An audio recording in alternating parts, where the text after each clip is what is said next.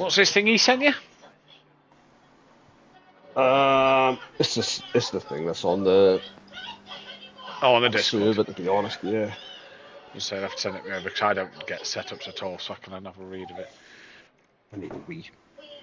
Right. No, I can't be asked to join him yet. I'll wait.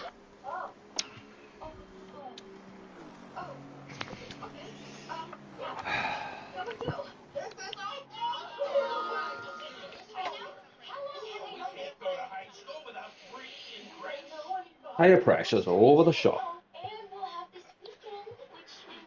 You what, sorry? The tire pressures are all over the shop. I think it's because of the temperature. Yeah, I'll stick to probably what you had in the practice lobby before reset. Yeah. What? Know why I'm not hearing from that Laura anymore? Why? I cannot compare to that.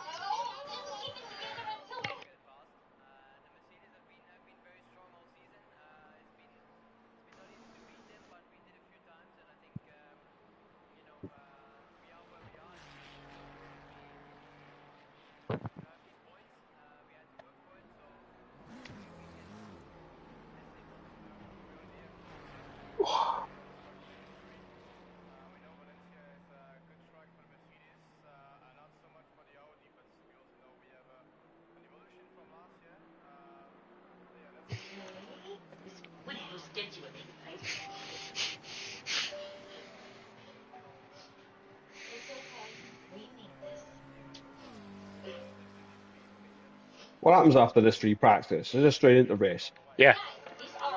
Right, okay. What temperature? 5 minutes.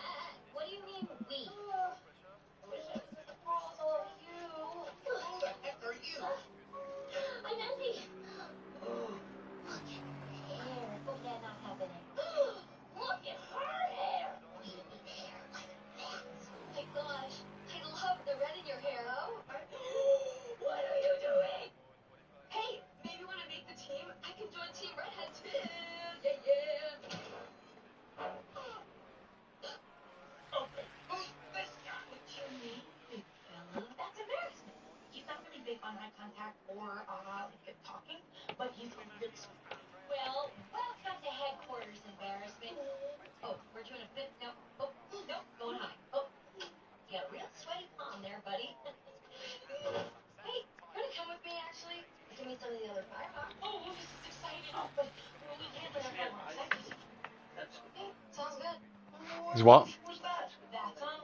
Ah.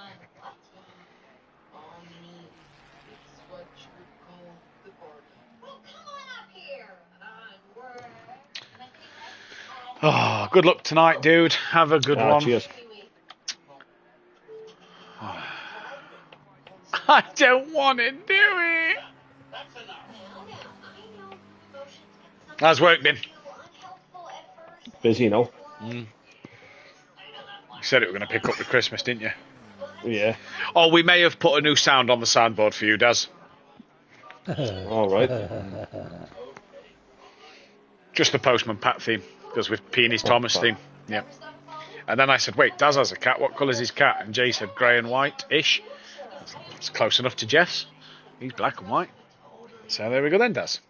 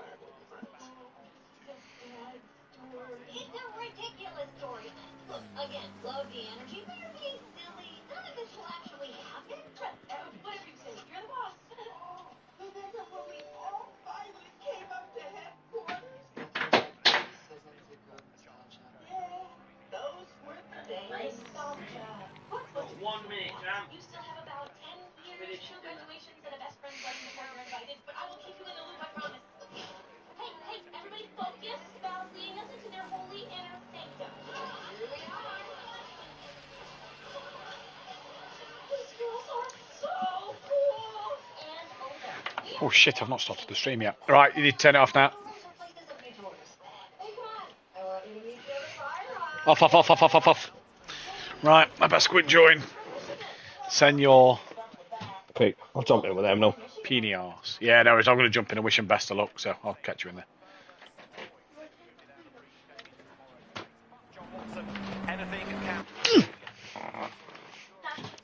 Just came. I forgot to wish Dan best of luck before he left. He's not here. Oh, alright. Could you tell Dan I wished him best of luck? Yeah, why? I normally wish you all best of luck. And I said it to you. Wait. Oh, fair enough. I thought it was something new to wind him up. No, just, you know, being a team player. Bless you. Plus, if you think about it logically, if I win GT4 and Dan wins Pro and SimPlay win the Constructors, then that's 3 out of the 5 championships that's won by a SimPlay racing driver. Mm. So best of luck to you all. Tell Gary I said good luck. Yeah, and, when he turns up. Yeah, when he rocks up. But yeah, have a good one. And Dan's gone quickest, I've just noticed. I knew he'd go fucking quickest. What? Yeah. You've gone quickest. Oh, Hello. Best of luck. Best of luck to you all. Have a good one. Enjoy, and I'll see you later. Catch you after. Are you alright to reset the lobby after, Mike? Yeah. Sweet. No worries, dude. Catches. Right.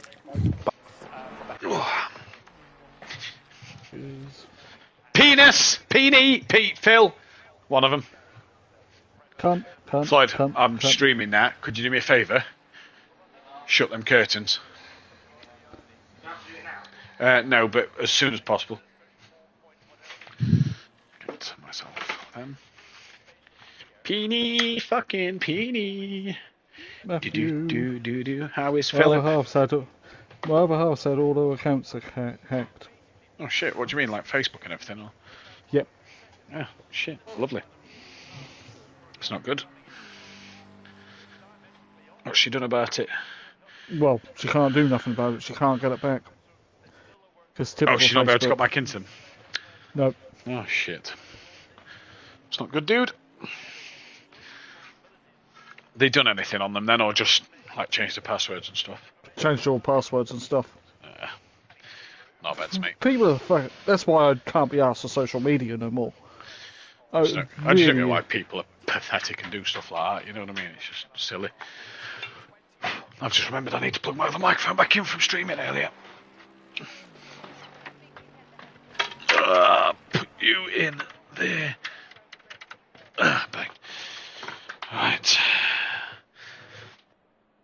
Testing. Testing. Sweet.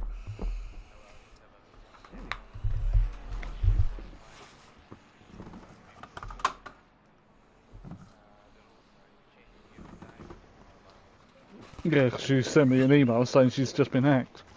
Oh, lovely. Oh, no. Why is that not changing camera? There's a lot of sad people in the fucking world, and I'm sick of it. Maybe because I was pressing F2, not F3.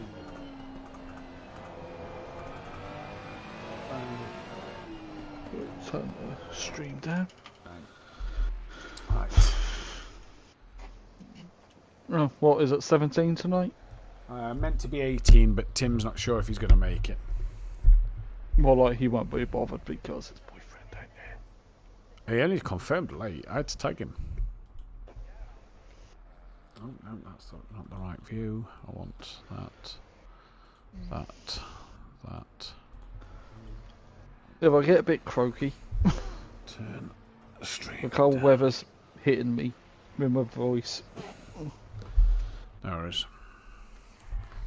We'll wait a little bit longer because I started the stream a bit late. Yeah. Doing a top of having a slug of drink. There's 2 drivers missing. We know who one is. Gary. And then the other being Tim. Worst thing is, so Tim confirmed late and then messaged me after I'd reset the lobby. Yeah, so it's not like I could have put him to the back of the grid.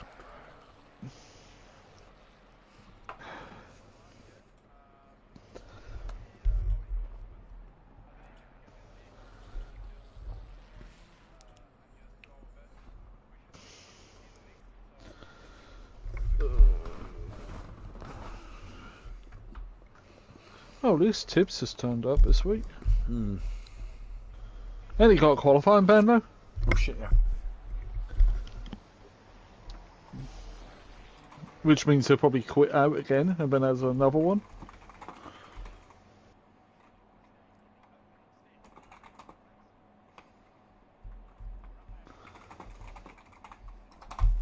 Right. We're going to go live in 5, 4. Welcome, ladies and gentlemen, to SimPlay Motorsport, here for the final race of the week. It is Pro, and it is time to go racing around this fantastic circuit.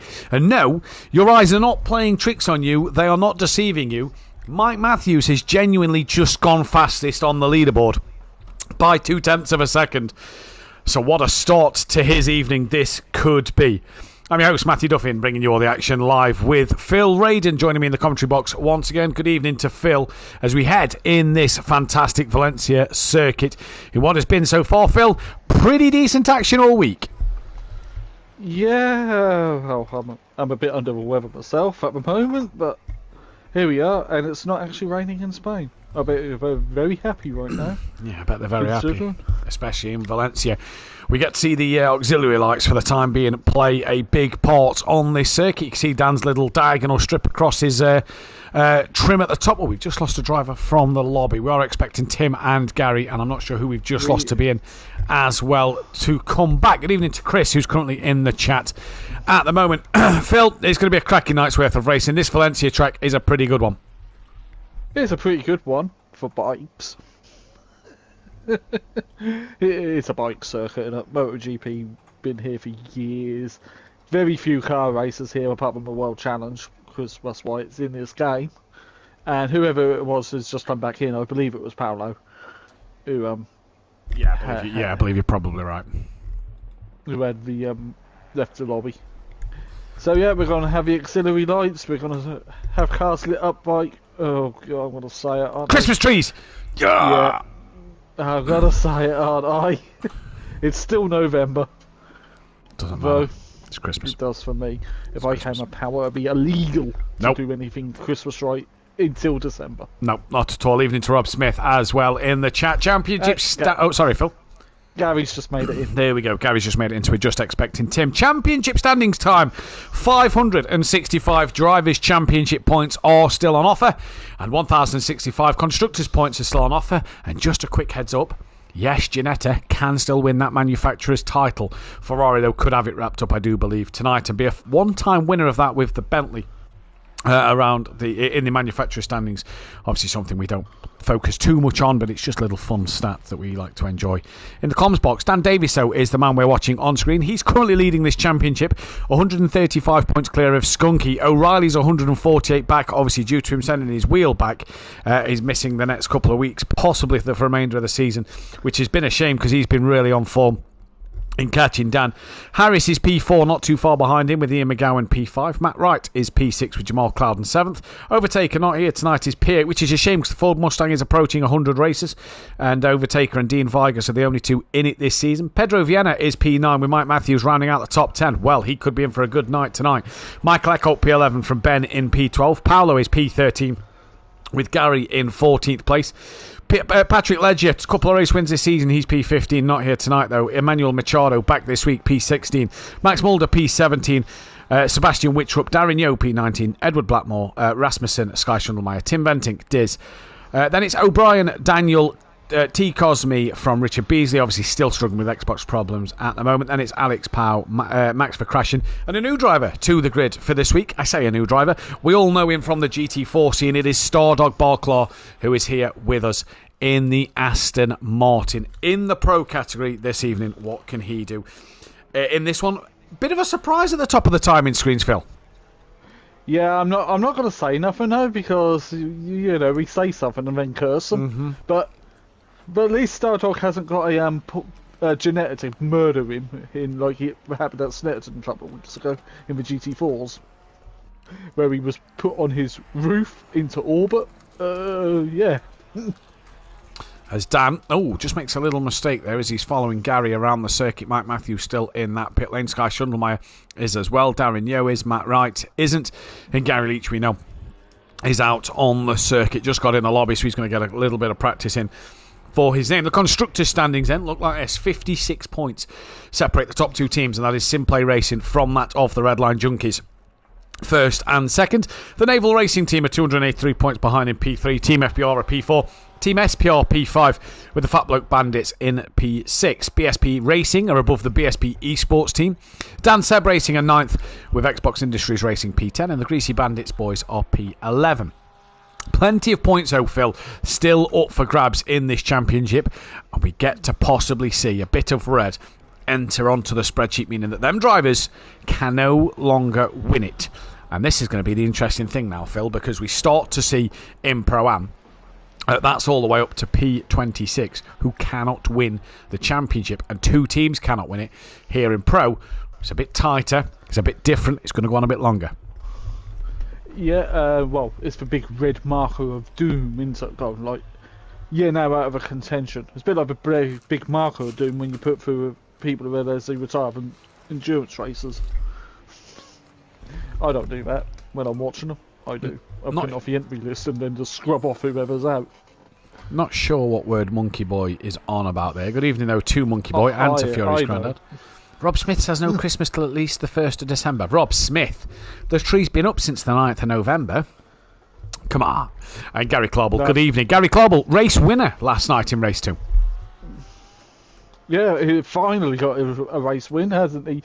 Which would be very welcome for him. So the Porsche's okay around here, so let's see what Gary and Tibbs can do as practice comes to a crashing end, as Gary just got across the line before. So, and yep, Gary's keeping within the white lines. Those who heard in GT4, he will not run out wide. Well, that's going to be the big talking point in this one, isn't it, tonight, Phil? I think me and Dan last night saw 7 drive-through penalties in race 2 due to track limits, so it's going to be one. Yeah, one in race 1 as well. It's going to be a big talking point and an interesting thing to keep our eyes on as we go through tonight. Yeah, well, it's quite wide though, because it's a bit friendlier for bikes if they don't hit nothing.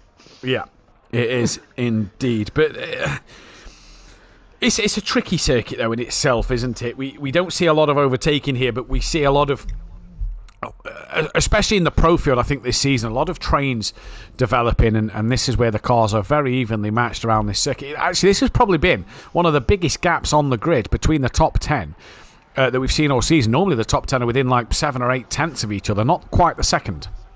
Well, it could be better. There's a lot of people have gone. It's not race conditions yet, so let's not go out and burn through tyres. Yeah, exactly. It's going to be an interesting one to keep our eyes on then as we get ready to go in this race. As Larry crosses the line, and did he improve? You'll be able to check on the timetables for us then as we go to the overhead camera. Hang on, it's got good positions, I think. Free practice. Track limits are the same for everyone. Gary got up to 15. There we go. The track limits are the same for everyone, so it doesn't really matter where they are. Yeah, the track limits don't matter where they are, but this circuit's a bit weird, though. Like I say, turn 1, you push very far. Other corners, you don't have to. But it is the start of the race. You're seeing a gap on the grid. That is where Tim Ventink would be starting, but he's not currently here, so will not be able to start from that place on the grid. And that's going to give Blackmore a bit of a look. But you got Tibbs on that third row, on the second row. You got Darren Yeo and Machado on the third row, and Fraser O'Brien, who's been no slouch this season, Phil, in the short time that he's been racing here. He's starting up the top, so he's in for a decent ride at the moment. Yeah, he's shout out really for a race 1 win, isn't he? O'Brien. Start as a 20 seconds before we get going. There's another gap on the grid as well next to Clouden. Between Clouden and I think it's McGowan. It's going to McGowan. Yeah, there is. Not sure why. It's probably glitched, but with Tim not being here, because it's also got Matt Wright behind Dan Davis. Yeah, I noticed that as well. So Matt Wright, I think, is where Clouden is meant to be. I'm just going to double check the entry list. So Clouden is P12. Matt Wright is P13. So not quite sure what has happened there. But game, isn't it? Well, we know though that sometimes you can have that glitch because of the fact that one driver hasn't turned up. It can sometimes put a driver to the back of the pack. It happened with Micro J's a few seasons ago as well at Zolder. Well, no, I mean, round here, turn 1's not overly too bad. I'm just going to do the poll for the race winner while I'll let you do some words. Well, yeah, morning has broken here at Valencia, somewhere in Spain. I don't actually know whereabouts in Spain. Probably South Coast. Somewhere. No idea. We got O'Brien starting from pole with Sky Schumacher second in his Porsche, Ed Blackmore in his McLaren, Daz fourth in his Fezzer, Machado in fifth in his BM, and Gary Leach, who was looking racy in GT4s, I must say. Yeah, he was. Well. He was indeed. While you was going through the grid order, why don't we transition this and we can get into the lovely graphic that we have made here at the Circuit Ricardo Tormo in Valencia. As Phil's just said, it's Fraser O'Brien, meant to be alongside Tim Ventink on the front row of the grid. Sky Schundelmeyer with Edward Blackmore would be on row 2. That's obviously changed. Darren Yeo will be alongside Emmanuel Machado, P5 and 6. P7 and 8 for Gary Leach and Paolo. That's going to be how they line up. P9 and 10 then for Ben and Mike Matthews. P11 and 12 for Pedro Vienna and Jamal Clouden. P13 was meant to be that of Matt Wright. He's now been demoted to the back of the grid. He's got McGowan now ahead of him. Michael Harris then from Skunky. And then with that of Dan Davis and Stardog Barclaw. I have to say, the picture that John has sent me of Stardog Barclaw's car, we'll see as it gets lighter in a few moments' time, especially in race 2. But that colour looks beautiful on that Aston Martin. Well, I'm looking at him now. It's very golf colours, isn't it? Like the picture that's on there, it's actually more green. So I don't know if it's because it's dark, it's looking a little less greeny. But then again, though, and a little more golfy. Either way, we're down the start straight, and we're going to get to the line for round 17 this season. Good evening to Tips in the chat. And it's green and go here, and it's who's going to get the best start. Machado did not get a good one, and Blackmore and Gary are already coming side by side with him. They're going to make it 3 wide as Sky Schundelmeyer looking to the outside of Fraser O'Brien. Down into turn 1 they go. All get through relatively cleanly. What's happened to Machado? He did lose out to Gary and Blackmore, who are hip and shoulder with each other. And the two SPR boys looking to be in the top 4 at the start of this race. And there's Fraser O'Brien, who's around. He's been collected by Blackmore, faced in the right direction, but Schundelmeyer leads this race from what I believe is Darren Yeo, then Gary Leach in 3rd place. Just behind him is Emmanuel Machado. As they come through the first sector, the timing screens are going to match themselves out. So at the minute it's a Porsche 1-3. Ben coming under a bit of pressure then from Blackmore. Sorry, he was passing that of Blackmore. Mike Matthews, who was the fastest in the first practice session, is looking for a better run here, and hopefully getting a better showing. He's got McGowan just behind him. He's on the back of Blackmore now as Blackmore obviously struggling with that damage. Just trying to keep it all together, dropping down the order. Pedro Vienna's got that of, I believe that is McGowan who is behind. So Skunky had a demon start, look up the order into P9. Dan Davis not able to go with anybody at the minute. He's currently side by side with Clouden, just gets that move done. And if we're looking then back to that of Pedro Vienna, he's got Fraser O'Brien and Matt Wright just in front of him. But Sky Schundelmeyer leads the way from Darren Yeo, with Gary Leach running P3, breaking away a little bit from Emmanuel Machado, who's got Paolo for company with Ben and Mike Matthews. Then comes Skunky and Blackmore side by side, and Fraser O'Brien's going to have a look up the inside of Blackmore, as well as Blackmore misses the rear of Skunky's Ferrari there. And now Brian coming out the final corner, looking up the inside, looks like he's going to get that move done. Is he in towards turn 1? They come down the start straight now, and I believe O'Brien will get it done. That is Pedro Vienna, who's possibly going to think of following him through here at turn 1. And now Dan Davis having a look on Ian McGowan. In towards the first corner goes Dan Davis, and he looks up the inside. Oh, mayhem! Mayhem! At least 4 cars around, and McGowan and Dan Davis miss it all, and they've all managed to get out of that one relatively scot-free. But up front, Phil, it is Sky Schundelmeyer and Darren Yeo and Gary Leach breaking away from the pack. Darren Yeo outside for chance of victory? Yeah, he'd love it, wouldn't he, having one? I think any of these three would love it, to be fair. I think even Schundelmeyer would love a race win to his name. We look back to Machado, Paolo. Paolo's actually fastest man on the circuit at the minute. Yeah, and I'm touching wood again. So far, there's another dark blue Ferrari that's looking quite strong. Mike Matthews at the moment, but he has got the championship protagonist on the back of him of Skunky. These two obviously in a constructors fight between SimPlay. Schundelmeyer's around! Schundelmeyer's around! Darren Yeo's also dropped down the order. He's down into 3rd place, so I don't know what has happened there, but Gary Leach leads this race at the minute. He won last week in Catalonia. I know we're only on to the 2nd lap, but he's in the lead here at Valencia so far. And Gary Leach now leads this race. Darren Yeo defending from Paolo. Ben's looking up the inside as it gets a bit congested into the final corner. Paolo's around from Ben, got a tap there, and Mike Matthews round the outside of the pair of them. Here comes Skunky to match this as well, as Dan Davis now on the back of Sky Schundelmeyer. But look at Skunky, 3 wide with Ben and Paolo down in towards turn 1. You can see that of Dan Davis in the background, and Skunky backs out of that, doesn't want any of it, and that's probably the wise thing to do. Did Dan Davis get ahead of Schundelmeyer? He did, goes very wide at turn 1. Would that have been a track limits ping though? I'm not sure, because the limits at turn 1 are very, very wide. But Machado now fastest lap of the race. He's putting Gary Leach under some pressure, and Gary needs his teammate to come onto the back of him. He does, yeah. Maybe it was contact. Possibly.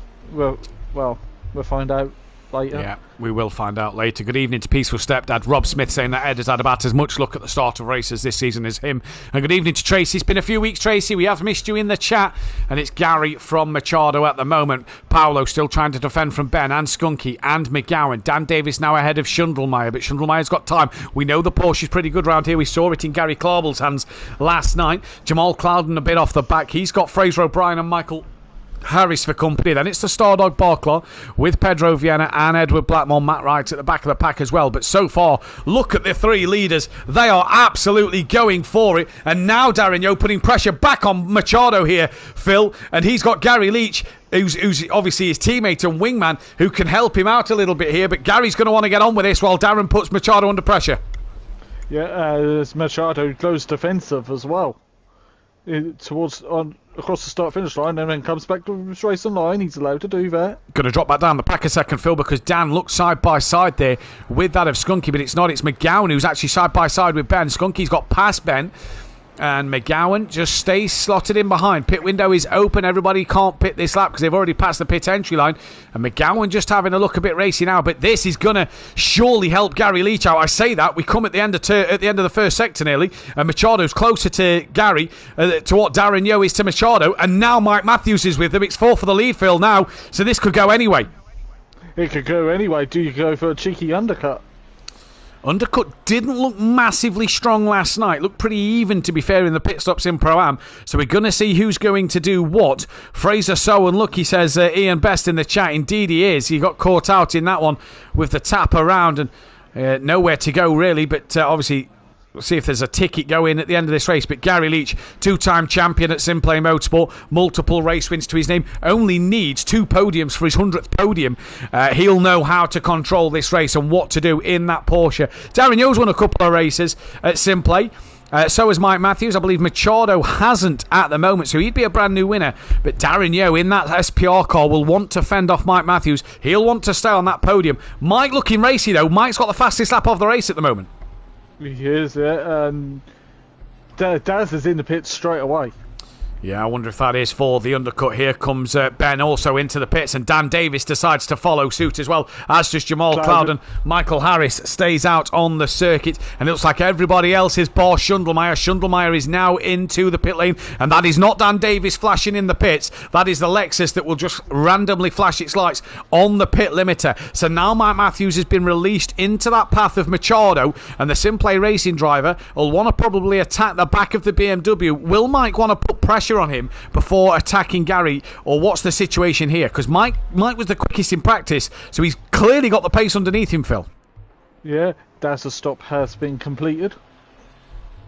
It would be literally 1 litre of fuel for the 20-minute race. No tyres in this one. This could be beneficial for Daz with Gary backing up the pack. Gary on the brakes. Machado tries to get the car turned in. Mike looking to brake early. Drive-through penalty for Sky Schundelmeyer, speeding in the pit lane. Well, Edward Blackmore's got a long pit stop. Paolo's now dropped down 17th, so I'm not sure what's happened to Paolo, but Sky Schundelmeyer may not be counting his chickens very much around here. Look like Dan hit Ben on the way in, says Chris in the chat. So that's going to be an interesting one if Dan clipped the rear of Ben as they bounce over the curb through the little chicane section here at Valencia. And Gary, once again, just managing to do what he does. Is Michael Machado going to think of a pit stop? Machado looking up the inside on Gary. Can't get it done through there. And the former champion is a very wise old fox. And both Machado and Mike decide to box. In fact, no, Mike. Did Mike stay out? Mike stayed out. He did stay out, yes. So that was a very late call from Machado, and Mike stays out. McGowan also in. Harris stays out. Fraser O'Brien, Stardog Barclaw, Pedro Viana also stays out. Oh, now hang on. Is Chris saying that did Dan clip Ben in the pit lane? Is that what Chris is saying on the entry? Zolder all over again. Yeah. Yeah. You know? But Ben's not in a Bentley. And Dan's not in a Lamborghini. Machado's pit stop has been complete. He's on his way out. Here comes Darren Yeo down the start-finish straight. That is Paolo in front, who's yet to do his pit stop. Off the pit limiter now. Comes out of Machado. Daz doesn't get any closer, so the undercut not massively strong here. Luckily, Ben was going slow not to get a speeding into the pit. So, yeah, Dan did hit him on pit entry. Wait till I speak to Dan a little later on. It's Zolder all over again. And look at them. Off to Madrid. Drive-through penalty for Tibbs. He's got 2 laps left to serve. Yep. Machado's got a quite comfortable lead. They're staying out longer, but will he get held up by Paolo? Well, this is it. He's come closer out to the traffic that hasn't yet pitted over the other drivers then. As Mike Matthews still on the back of Gary Leach. This is allowing Skunky to just creep up to the back of these two. I'm surprised Mike didn't follow Machado in there, you know, because Mike would have jumped Daz with all of that. Now Mike's being held up by Gary. You just wonder, is this going to play into the hands of Daz a little bit longer the more Mike is stuck in this traffic? Yeah, perhaps. Gary's just sold Mike the dummy, an absolute peach. Gary looked like he was drifting into the pit lane and then decides at the last minute to not go in. Mike went in, so Mike's gone for that dummy, just looking behind. Vienna and Stardog staying out. What about Matt Wright? He is also going to stay out. Paolo's got Machado up the back of him. Darren Yeo yet to get on the back of Machado, as Machado now pulls to the inside to go up the inside of that of Paolo at the final corner, and Paolo doesn't fight that one overly hard at the moment. Mike's still only just stopped the car. So Mike having a very long stop here. He's down the bottom end of the pit lane, then he's in, he's done, he's out. He was behind Darren Yeo before the pit stops. Machado's cleared him. Here comes Darren Yeo. Darren Yeo now clears him, and Mike is back to where he was before the pit stops. So Mike in that pit lane, a very, very long lane to get down. Let's take a look at, I'll find the graphic I need to bring up. I actually didn't bring it up last night.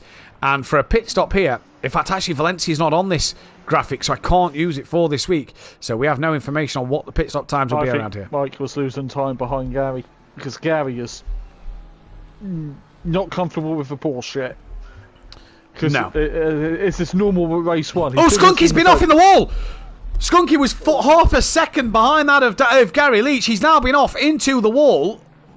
Heavy damage. And he's got some big damage to his car. That is giving Gary a 5-second lead over Michael Harris now. Gary comes into the pit. Michael Harris from Fraser O'Brien from Pedro Viana, Stardog Bunclaw. Skunky is in a heap of trouble. And this will be the world of good for the championship leader, Dan Davis, who, yes, has got his teammate in front of him, but he's got Ben in between.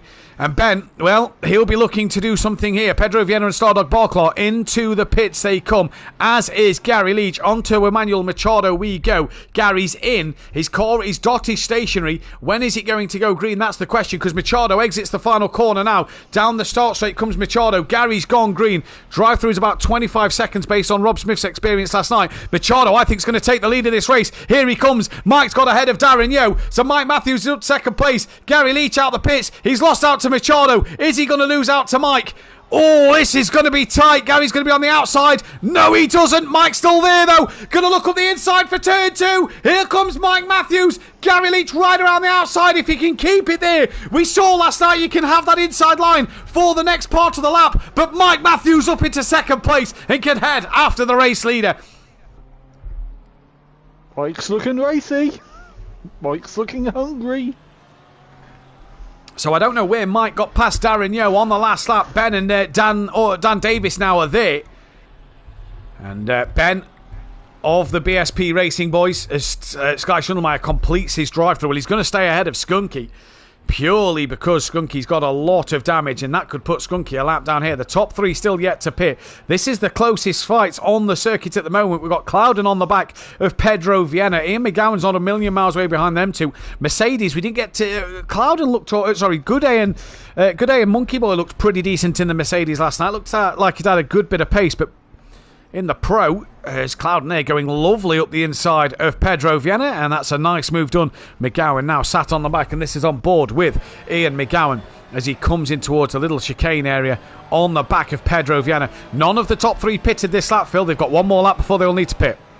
Yeah, one more lap, but 5 minutes. Then there'll be 5 minutes roughly left to go, and I completely lost what I was going to say again. I'm a pro. No, so Michael Harris is leading this race from Fraser O'Brien with Matt Wright second place. Surprised Fraser O'Brien's kept going with a bit of damage to his car. If we go further forward, look, there's Machado, there's Mike, and then there's all sorts of track limits being taken by Gary and by Ben, as Dan's now looking up the inside of Ben in towards turn 2. Not close enough at the minute. Darren Yeo's now got past Gary Leach, Phil, so Darren Yeo currently on a net podium at the moment. Skunky's pit stop is done, and he's 25 seconds behind that of Edward Blackmore. Yeah. Don't know what happened there, why Skunky ended up in the wall.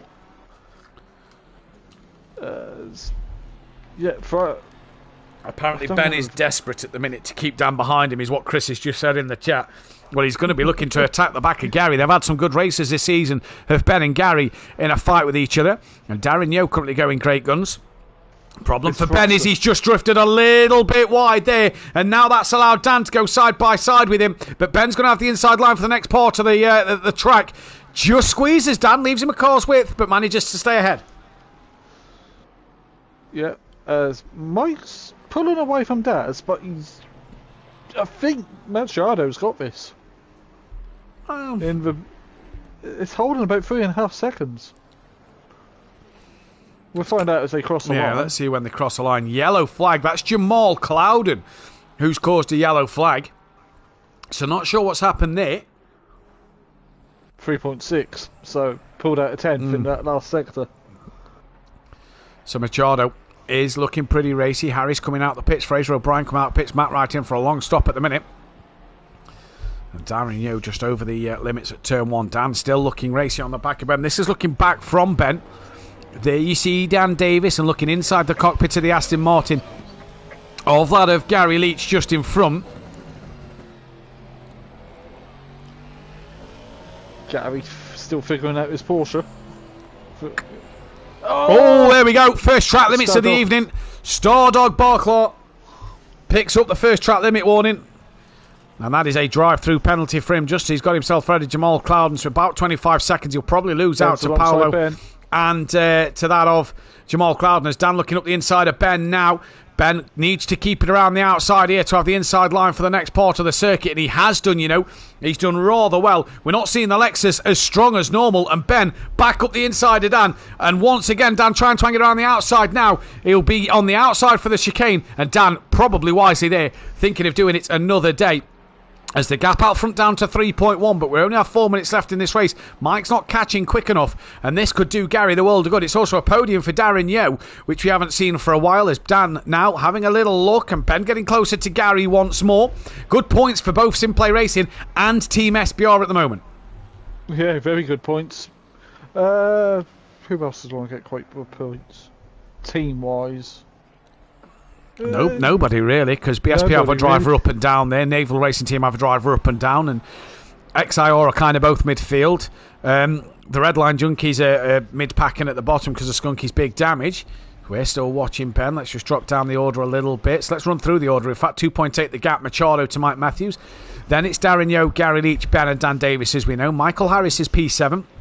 Fraser O'Brien P8, Ian McGowan in 9th, Pedro Viana is 10th, Matt Wright is 11th, Jamal Clouden is now in 12th, Paolo is going to be 13th, as there comes Stardog Barclaw just coming off his pit limiter now. His drive-through is complete. Sky Schundelmeyer might jump up into 14th place if he can get ahead of Stardog Barclaw, and yes, he does, nice and easy. Barclaw takes a little cautious out the pits. Blackmore 16th and Skunky down in 17th place. But the fight at the moment is this between Gary, Ben and Dan Davis, and this is a great fight as Gary and Ben have actually just extended a bit of a gap over Dan. Yeah, I expect Dan to be happy to see Cota with its nice long straight. Yeah, he's not very happy at this circuit. The Lexus can't get into sixth gear properly. It gets into it as he has a bit of a slide into the chicane there, does Dan Davis. And he's just not been comfortable in that Lexus all week. Ben now to the outside of the final corner on Gary Leach, and he's just gone over the track limits a little bit there. That may have pinged up a warning. Has a slide on exit. That's going to give Gary a bit of a breathing space, and now puts Dan Davis on the back of Ben. Coming down, hats off to Ben. He did the 4 hours of Bathurst solo at the weekend, and he managed to get to the full 4 hour. Skunky, yeah. So that'll take another point away from Dan has a late look. It's not taking anything off Dan, is it really? Mike had the fastest lap, and you know, it's just, you know, Dan's 6th, Skunky 17th. That's a whole heap of points that Skunky's losing. Yellow flag for the 24. That is for Sky Schundelmeyer, who's rejoined to the track now. He's lost out to Stardog Barclaw. Mike's gap's back up to 3.6, and now Jamal Clouden with a drive-through.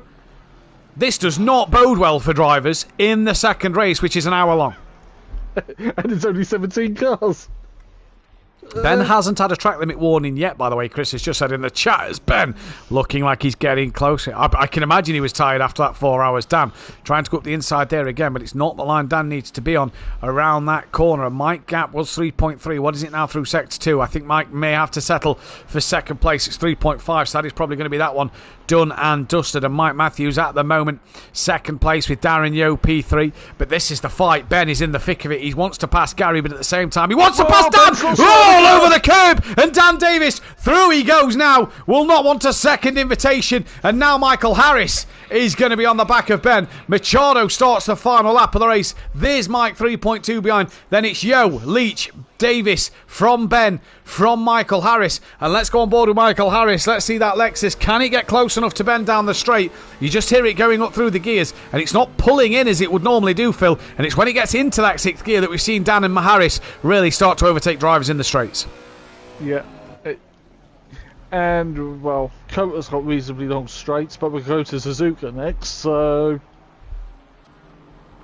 Not really a long straight at Suzuka, is there? Well, to spoon to 130 R's pretty long. Yeah, you could probably pin it a bit through there and then slam on for the Casio chicane. I think Paolo may get past Jamal. In fact, Paolo will get past Jamal. Stardog Barclaw might as well. Yes, he will.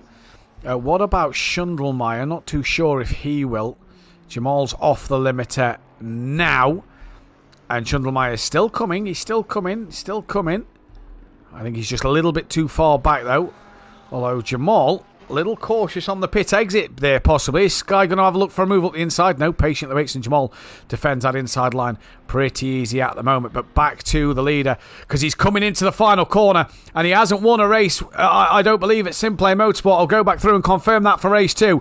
But for this of Emmanuel Machado, what a night it's going to be. It's going to be a race win for him. A great drive for Emmanuel Machado. Mike Matthews with a huge second place. And Darren Yo, I said to him before we went on air, nothing more than a podium from you today. P3 in race 1.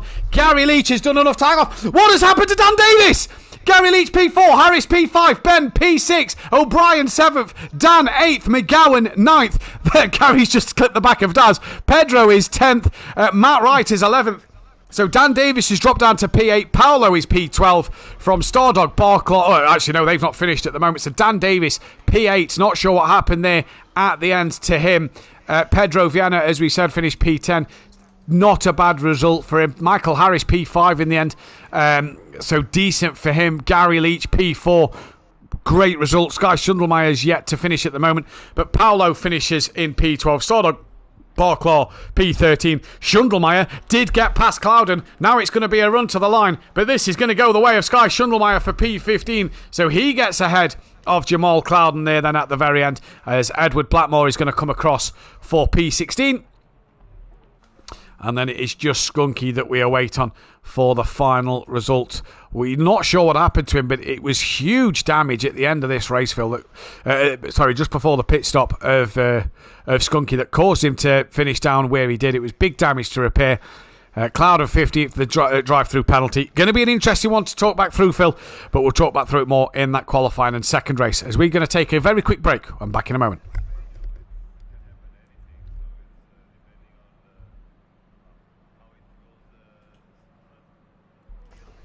And we're clear. Just to point out, SimPlay Racing was winning 2, 3, 4, 5 and 6 before whatever happened to Dan. Yeah.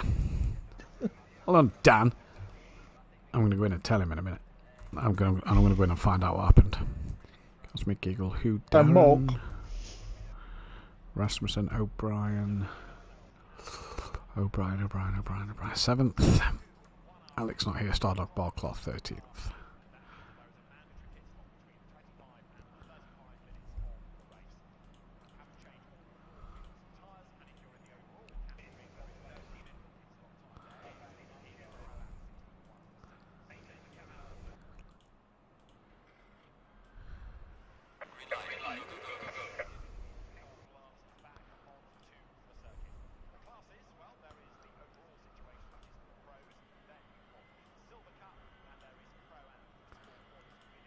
Black hole these out a second.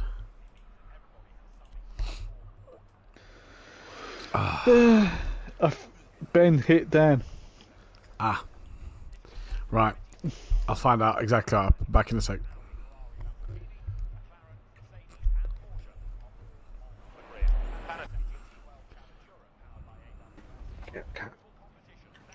Daz, what did I say to you before I went on air? Nothing less than a podium. Done it, Sky. I thought you should have said. You said nothing less than a win. Oh, I say nothing less than a win. Yeah, you said nothing less than a win. Daz, you shit. I am shit. Gary shit. Why is Gary shit? Isn't he? All right, and you're shit. You lost to Gary. So what did we say before we went on stream? You know you've had a bad night if you've lost to Gary. You're a kid. Yeah, mate, I'm fucking wank. That's what I like about you. Fuck all. Yeah. Fuck all. So, only basing it off last week, Bert. Fucking hell. Well done, Mike. Well done, Daz. Cheers, Paul. Cheers, Matt. SimPlay we're running Thanks, 2, 3. Matt. SimPlay we're running 2, 3, 4, 5, and 6. Oh, by the way, someone have a Zolder moment. Don't know what you're talking about. Someone hit somebody onto the pit entry. I hope Ben puts a ticket in. I mean, he's got a ticket coming his way. Yeah, his Fuck dad it, put you in the can't chat. talk about pit entry after Tuesday, you cunt. Tuesday? Yes, Tuesday. We don't pit on a Tuesday. Yeah, I'm well aware. That must make it even worse then, surely. You tried to make me go for a pit. Wow. I saw the dummy you sold Mike there. You had a little wiggle looking like you were going into pit lane. Kept I was it going straight. in anyway. Right. I didn't want to follow Gary directly in. Well, you shouldn't have hit me on them 2 corners, Gary, on Tuesday. Shut up. And you can't say shit about pit lanes based off a Sunday, Mr. 20 mile an hour slower. I come in a bit quicker than I. I bet you did.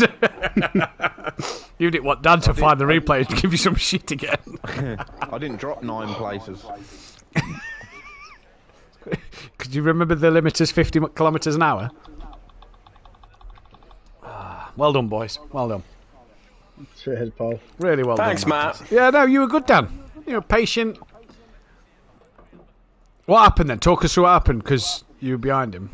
No, you passed him, didn't you? I didn't get past Gary. No, I mean with Ben. Oh, so Gary fucked up in the middle sector, went wide. I then had my slide, and me and him got so stuck close to one another. We went over the kink so fucking slow that Ben and fucking Harris came out of fucking nowhere, and Gary defended the inside, I went to the outside, and Ben just missed his brakes. We're all so like congested. I'm not blaming him. He was. You can't see the braking zone at that point, so he's got either a Porsche to hit or a Lexus to hit, and he ended up hitting me. It's my fault being too fucking slow. That's the end of all of it. No, Gary, do not put yourself down. Yeah, You're in a don't very put good yourself defensive down. position. You were brilliant. Porsche's You defended. We've been telling you. You're wank. Fucking Porsche won last night. Yeah. Did you not see Mike's comment? Gary won in the Porsche last night. Can Gary win tonight? Definitely not. Me and Dan did have a chuckle about the comment. Don't drag me into this. We did. We I sniggered. didn't chuckle. You did. I fucking pissed myself. Yeah, but the driving standards are a bit different. I might have won last night. Fuck off. You couldn't even win in Pro-Am. You fucking cunt. You tell him, guys. We decided as well, Gary, that we're not promoting or demoting anyone, so you're stuck in pro from now on. So you better pull your finger out your ass. I've got to get relegated on merit, surely. On merit, fuck you. You're nowhere near relegated. Get us a P4, hang on, where's that put in You can't before? do it, Gary. You can't do it. You and Mike are the only ones still yet to get dropped down into Pro-Am. You've been in Pro the entire time. Yes, Gary. Do you want to lose that streak? We're good, aren't we? How can we demote someone who's P11 at the minute? Elite, innit? You know what I mean? You can't fucking... He's 11th in the He's championship. He's 11th after that first race, yeah. You! He finds a way. I tell you that. I don't know how he does it, but every season he finds a way to get top fucking 10. He just works his way up, doesn't he? Fucking honestly. He's You the just see, you look at the first half of the season, Imagine like, if- where the fuck is Gary? Back half of the season, Imagine like, if you where's he actually come put. from? Imagine if you actually put him in a good car. He might actually do something. He fucking picked it, that bastard. Brilliant. Brilliant. Yeah, Mike's up to 7th, Gary's 11th, and Daz has moved up to 15th. I wasn't expecting to extend points, but And more importantly, Daz and Gary, SimPlay Racing are only 34 points off the back of the Naval Racing BMWs. So Go on, boys. you're nearly P3 in the constructors. Gary pulls his once. fingers out his arse. He could end up P2 Hey, according to the driver standings, Gary's above Daz, right? So it's all Daz's once. fault at the minute. It's my fault. I'm dragging my ass. for once, Mike is actually worth his value. Yeah, he's not winning it on his own this time. No, he was Biggs tonight. He was carrying me in that race. I He stuck kept you on a donkey slow behind me Porsche. and then he fucked up. Where did that lap come from in practice, by the way? Because by the time I'd noticed we'd gone live and I then looked at the timing screens, you were know, quickest. Like, put on a show and stuff for the crowd. It's normally a spin. I put a couple of sandbags back on. I put a couple of sandbags back on just to make Mike feel better. What can I say, Matt? I quite like the track in the Ferrari. Dan, I don't know if you noticed here, by the way, but there was 2 drive-throughs in a 20-minute race. Just want to point Yeah, out track limits. I was really trying to stop myself from saying anything while we were racing. And also, the other reason why I didn't want to say anything is because I was driving around with 3 warnings. I could just imagine you saying something to me, and then next minute, Dan Getting the track limit, yeah. That's what I was sitting there going, see, track limit. Oh shit! Hang on, I'm on 3. I don't want to say nothing. I had a track warning. I was on my last one on the last but one lap. I was chasing Ben. Look Porsche at was easy you. to- Well Hey, done, girl. hey, you've got to go quick enough to get a fucking warning, Bert. That's why he was going slow. That's why he was going slow. Who had the drive-throughs there, Matt? Tibbs got one speeding in the pits. Stardog Tibbs is a Barclaw. nightmare for track limits and drive-throughs this season. Wait, we're speeding in the pit lane. He got it for Stardog really? Barclaw. Yeah, Stardog Barclaw and Clouden got one for track limits. So yeah, It's going to be an interesting hour. but no, fuck it. Hey, if they've got them in 20 minutes, fuck's sake. Fuck yeah. But yeah, no, well done, lads. Yeah, going back in there. Ooh. Cheers, bud. Enjoy. Right, let's. Right, I'm going to run for a quick week.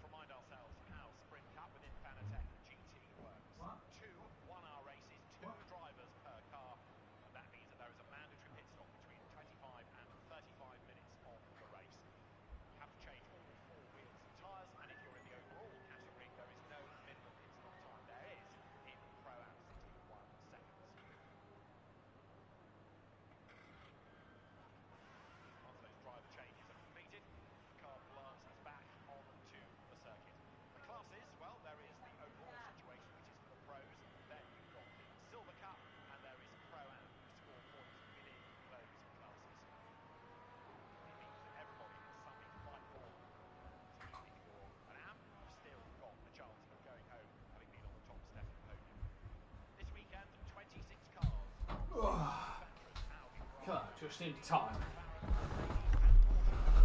Let's go!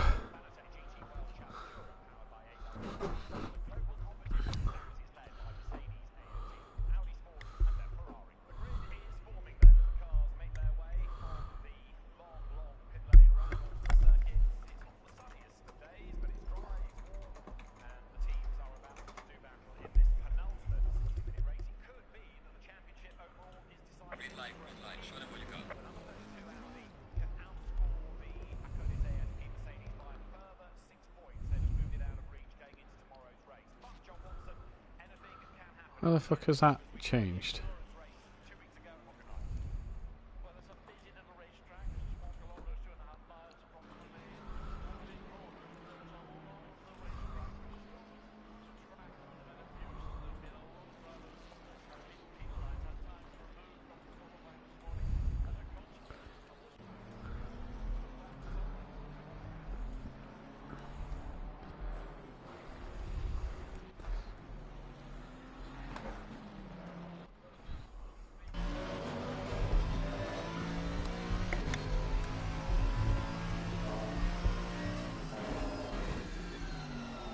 Welcome back then, ladies and gentlemen, to SimPlay Motorsport here for the first qualifying session of the evening. It is round 18 that these drivers are qualifying for, and what a race this provides us with at the moment. Still no Tim Bentinck, sadly, at this moment in in the proceedings, excuse me. But what we have is a driver standings that's looking incredibly interesting. Stardog, Barclar and Max Verkrashen cannot win the championship from this point on. But it is Dan Davis who extends his lead to 147 points. Michael Harris now goes up into P3 ahead of O'Reilly, with Ian McGowan just behind him. Matt Wright is P6, with Mike Matthews climbing up into 7th place. Jamal Clouden is 8th, with Emmanuel Machado P9 after that race win. He goes ahead of his teammate by a point of Pedro Viana. Gary Leach with a good P4 moves up to 11th place, with Ben up into 12th. Overtaker drops down to 13th. Paolo is 14th, with Darren Yeo up into 15th spot. Michael Eckholt, then Patrick Ledger from Edward Blackmore. Max Mulder, Sebastian Wittrup. Rasmussen from Schundelmeyer. Ventink from O'Brien. Diz, Daniel Cosme Beasley, Alex Verkrashen, Stardog Barclaw. In that Constructors' Championship, then, it looks a little like this, and it is SimPlay Racing who now have a 94-point lead over the Redline Junkies after that first race. With the Naval Racing Team in P3, a good win for them, but Team SPR did close that gap to within 34 points, so they've got some work to do still to gain on the BMWs, but they are trying to catch them for P3 and 4. Team FPR are ahead of the BSP Racing Team with the Fat Bloke Bandits P7. BSP Sports are P8. Dansab Racing is P9 from Xbox Industries, and the Greasy Bandit Racing Team are in P11.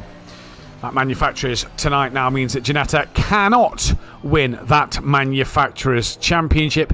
So sadly for them, that is the end of the road. But what it does mean though is Ferrari are now your manufacturers champions for a first time in what has been a great race this season. We're currently on board with Jamal Cloud, who's got it all out of shape, and off he goes, and that'll be his first run invalidated. So we'll jump to that, and Mike Matthews to finish the lap in this qualifying session. Not sure if Phil is there or not. So it is just me at the moment as Mike comes round the final corner to finish his first flying lap in qualifying. The fastest man in practice was second in the race in race 1, but had the fastest lap for quite a while. Mike Matthews tops the timing screens for the time being, and now let's see if anybody can beat him. We're going to pick up the 302 of that of Skunky, who looks pretty quick himself today. Vienna and Harris have put a lap time on the board. Here comes Skunky too. The line goes a tenth and a half quicker than Mike Matthews at the moment. The 454 of Fraser O'Brien's down towards the line as Ben goes up into second place now, and here comes Fraser O'Brien. He now tops the timing screens. What about Darren Yeo? What can he do as he comes out the final towards the line? He invalidated, so will not take another position there. Gary Leach now moves up into 7th place, and it's the number 1 of Dan Davis who rounds the final corner at this moment in time. Down the start straight he heads now. Got to use that Lexus's speed in a straight line to try and get over it and get himself up onto the leaderboard. Only P3 though, 2/10 off the pole at the moment. The 1-2-3 of Machado is now coming to the line as Paolo goes into P8. Top 7 covered by 0.8 of a second already at the moment. Schundelmeyer's on a qualifying ban, so he cannot qualify as Machado, no lap time for him. And Pedro Viana is not coming around. Sorry, that was a 7.41. That was Stardog Barclar in the Aston Martin to the line. He comes and goes P10 at the moment. It's back to Mike Matthews. McGowan also in the pits. Not quite sure why McGowan is in the pit lane either, but he is there waiting to go. And I believe we have Phil back. Yeah, I was on mute. There we go then. So we are now back with Phil, and what a race one, Phil. A lot of drama for drivers, a couple of drive-through penalties from track limits as Mike now goes back top of the timing screens. Oh, only just though, but we're also gutted that Ginetta can't win the manufacturer's title. gutted about that. Yeah. I really am. It would have been funny if a GT4 car won the It would have been. manufacturers. It would have been. Skunky now tops it by 0.3 of a second. Ben now goes within second place. Here comes Fraser O'Brien towards the line. What can he do in this qualifying? Stays P4. Darren Yeo to the line. What pace has he got in the bag? It's only quick enough for 10th fastest at the moment. His teammate Gary Leach 2 seconds off the pole. He improves to go up to P10 ahead of Darren Yeo. Next up is the 81 of that of Paolo, who stands on an invalid lap. Yeah, I tell you, Mike's looking racy. Looking very racy. Looking very racy. I think he's got to get a bit close, though, to Skunky in this one, because Skunky's looking pretty good at the moment as well. Yeah, but Skunky kind of said in the in Discord in the break that he hates this track. Yeah. With laughing emoji. Yes. So it's not a favourite between the drivers here. As Stardog Barclay's now coming to the line. He improves but stays 13th place. Next driver once again is Mike Matthews. 0.3 off the ball. Very close qualifying. Half a second separating the top 5, and that does not include Dan Davis in that at this moment in the proceedings. McGowan is now out on circuit. Gary and the 302 of Skunky are in the pits. So what can Mike do as he comes towards the line now? Skunky's going to have to get out of the pit lane rather sharpish, as Mike does not improve this time around. What about Pedro Viena in the background? Does he improve? He does, but stays P9 overall. There's Jamal Clouden in there as well, but he still hasn't set a lap time. Matt Wright is then coming towards the line as well now. What does he do? He's currently P7, stays P7. Fraser O'Brien, as Ben doesn't improve, he was on invalid. Fraser O'Brien goes top of the timing screens. Ferrari lockout on the front row again. No improvement for Darren Yeo, down in 12th place. Sorry, Phil. Yeah, I was just like reading chat, Ben. Ben said it's a hard track to overtake on. Yeah. Yeah, pretty difficult. It's Dan to the line. Dan now goes into the top 3. So Dan's come to play. Yeah. Dan's come to play, dragging that unfavoured Lexus around here. What is the bop on the Lexus? The Lexus is only minus 27 kilos. Only minus 27. Machado goes into P9. What about Stardog Barclay?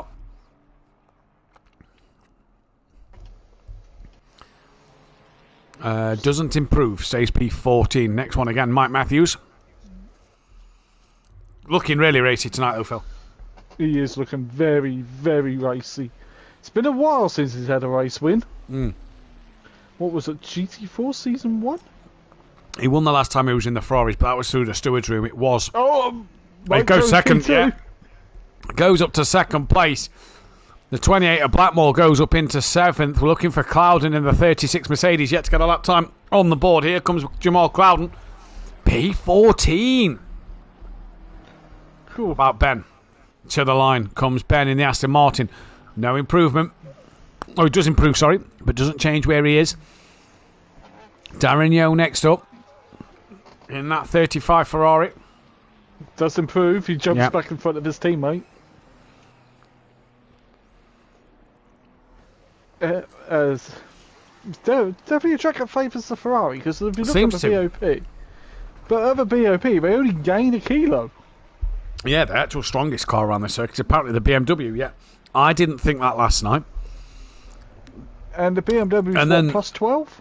I think so. Yeah, it's not much, but I didn't think the BMW looked great last night. And Machado's doing all right. McGowan's just gone 14th. Machado did all right. Vienna didn't do much. I think that's where I expect it. You're looking now. Look, the two BMWs are a second off the time as Machado stays P9. Look how close them times are together as well between both BMs. Really good at the moment, as here comes Skunky P3 in the race at the minute. Comes into the final corner. Lights his Ferrari up. The helicopter gets a bit closer on this track, I've noticed. I'm in helicopter cam because if cars go to the pits, it don't throw you off. Well, Skunky moves up to second place, and it's 600th of a second that separate the top 3. As Jamal Clouden crosses line and goes up to P8. And all 3 of them are Ferraris. And then you've got Lexus, Aston, Lexus, McLaren, Balone Mercedes. That's a song somewhere, isn't it, for Cloud? Balone Mercedes. Daz moves up into P10. So Daz improves a little bit. Nothing for Gary. Next car is the 81 of Paolo. So Daz, good result, race 1.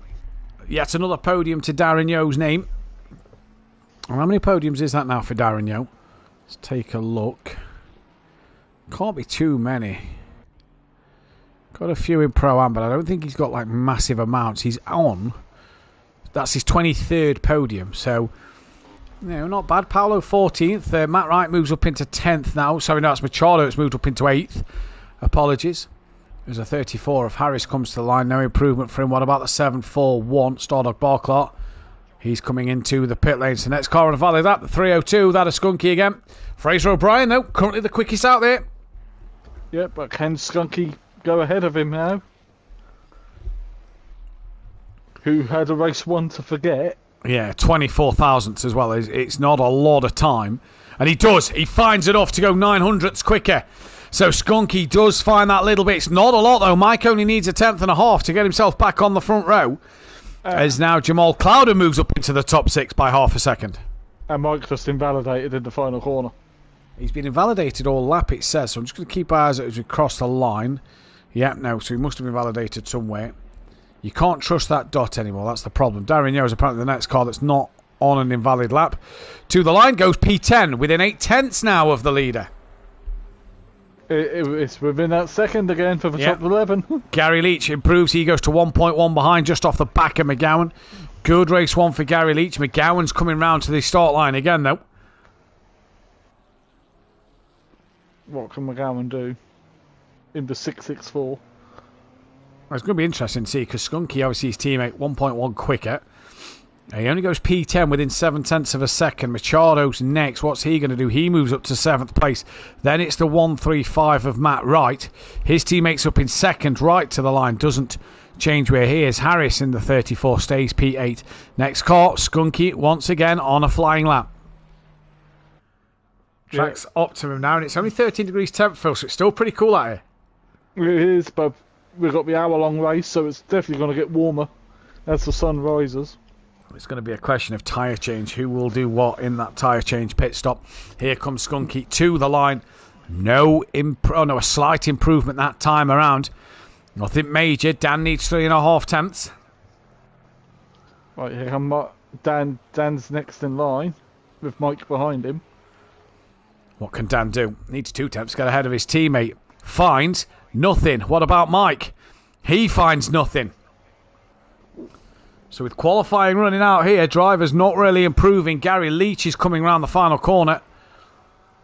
What's he going to be able to put on the line here?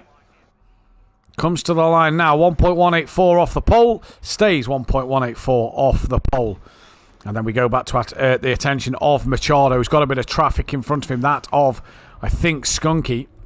Not Skunky, sorry, McGowan. And I think it might be Clouden as well. Is that a 36? I think you're right, yeah. I think it is the Mercedes I've just seen in the distance.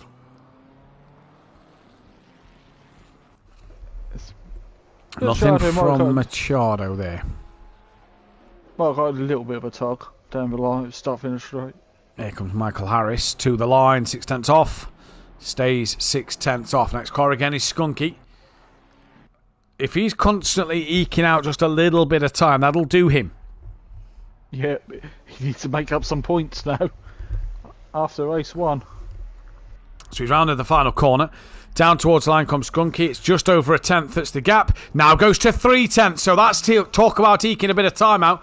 That was plenty of time there that he's eked out. Paolo 1.5 behind nearly. Does he improve? No, he does not. Dan Davis with Mike Matthews on an invalid lap. So Mike's only going to get one more stab at this. Dan Davis nearly 6 tenths off the pole. Does he improve and find any time?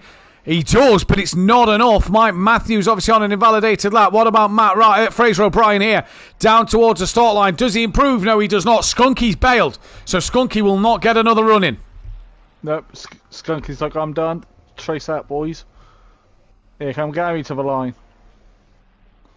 No improvement. No improvement. So the 6-6... Gary's also done.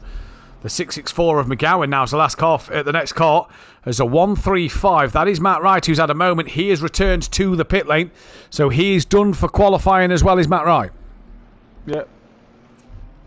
McGowan may just get another lap in. McGowan to the line, goes 8th, gets another lap in, as does Clouden, as does the 1-2-3, but the 46 will be the first car to finish. The 34 of Harris will then be the next car to finish. He's returned back to the pit lane to Skunky. So McGowan gets a lap in, Clouden gets a lap in, Machado gets a lap in. The next car to finish is the 81 of Paolo. Can he improve any? I'll get ready to take my headset off in case I go deaf. So Okay. O'Brien and Mike are still out there. Can they improve? That's going to be the case. So here comes Paolo. 1.4 currently off the pole. Down towards the start line. There you go. Is there any improvement for the McLaren driver? No. Stays P15. Our attention, Dan has just invalidated his lap at the very end. Is he going to be crossing the line? Is P4 at the moment. But what can Mike Matthews do? He comes towards the line now. Does not improve. Fraser O'Brien invalidates his lap at the end. So very premature. And Skunky will be the man to take pole position there, Phil. A bit of a premature ending to qualifying. It was, yeah, and my hearing is very grateful. For one of them banger laps that Dan does or Overtaker does and people like that. Absolute bangers right at the end. As Matt enters in the qualifying results. And the cars are now on the dummy grid. Skunky. It's a Ferrari lockout again. That's probably why they've won the manufacturers, isn't it? Just for Pro. How competitive the Ferraris are in Pro.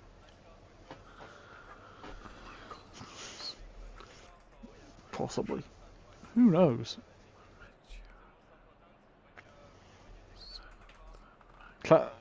Dan and fourth though is damage limitation this race in the championship. It is indeed. That is then Ferrari's 26th pole position. And Phil, we said last week Dan Davis has had pole position apart from in every race apart from Kyle Army. He's now had pole position in every race apart from Kyle Army and Valencia.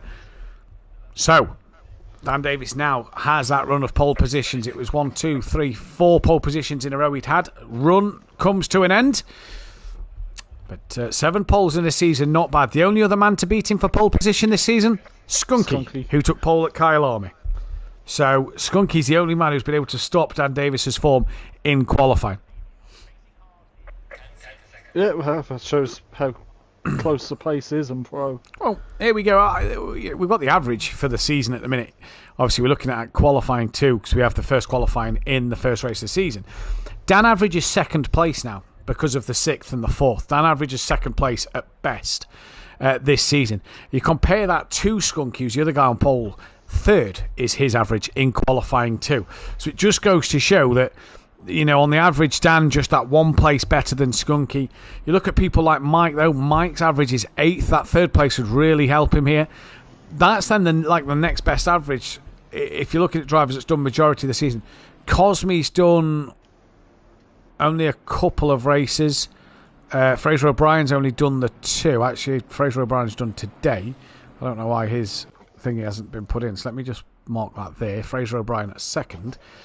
So his average is 4th, but he's only done 3 races. So is that really fair? Go Sky, says Tracy in the chat. Pro's got a nice warm track. I see 3 degrees warmer than last night. It was 14 degrees by the time you'd finished the race last night. So yeah, it is a lot warmer for the pros. And they've had the pros. They've had the rub of the green all season with the weather. They've not even had a drop of rain like GT4. Yeah, I think we mean the server admin need to do something about that.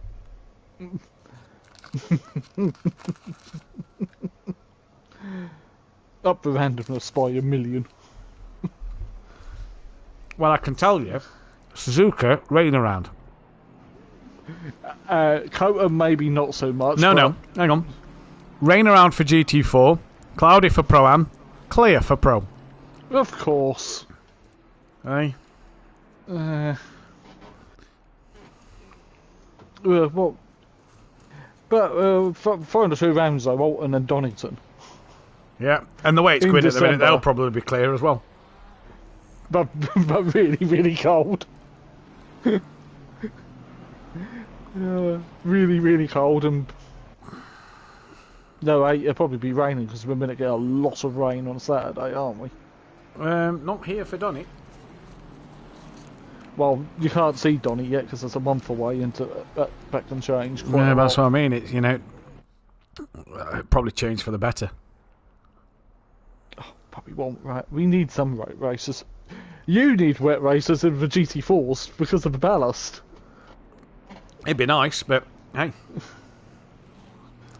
I'm not a fan of the next two tracks, so we'll see. Right, they ran the final corner. Does anyone like Cota? I know a few people, yeah. I know a few people. But they ran the final corner for the final time tonight. On the formation lap.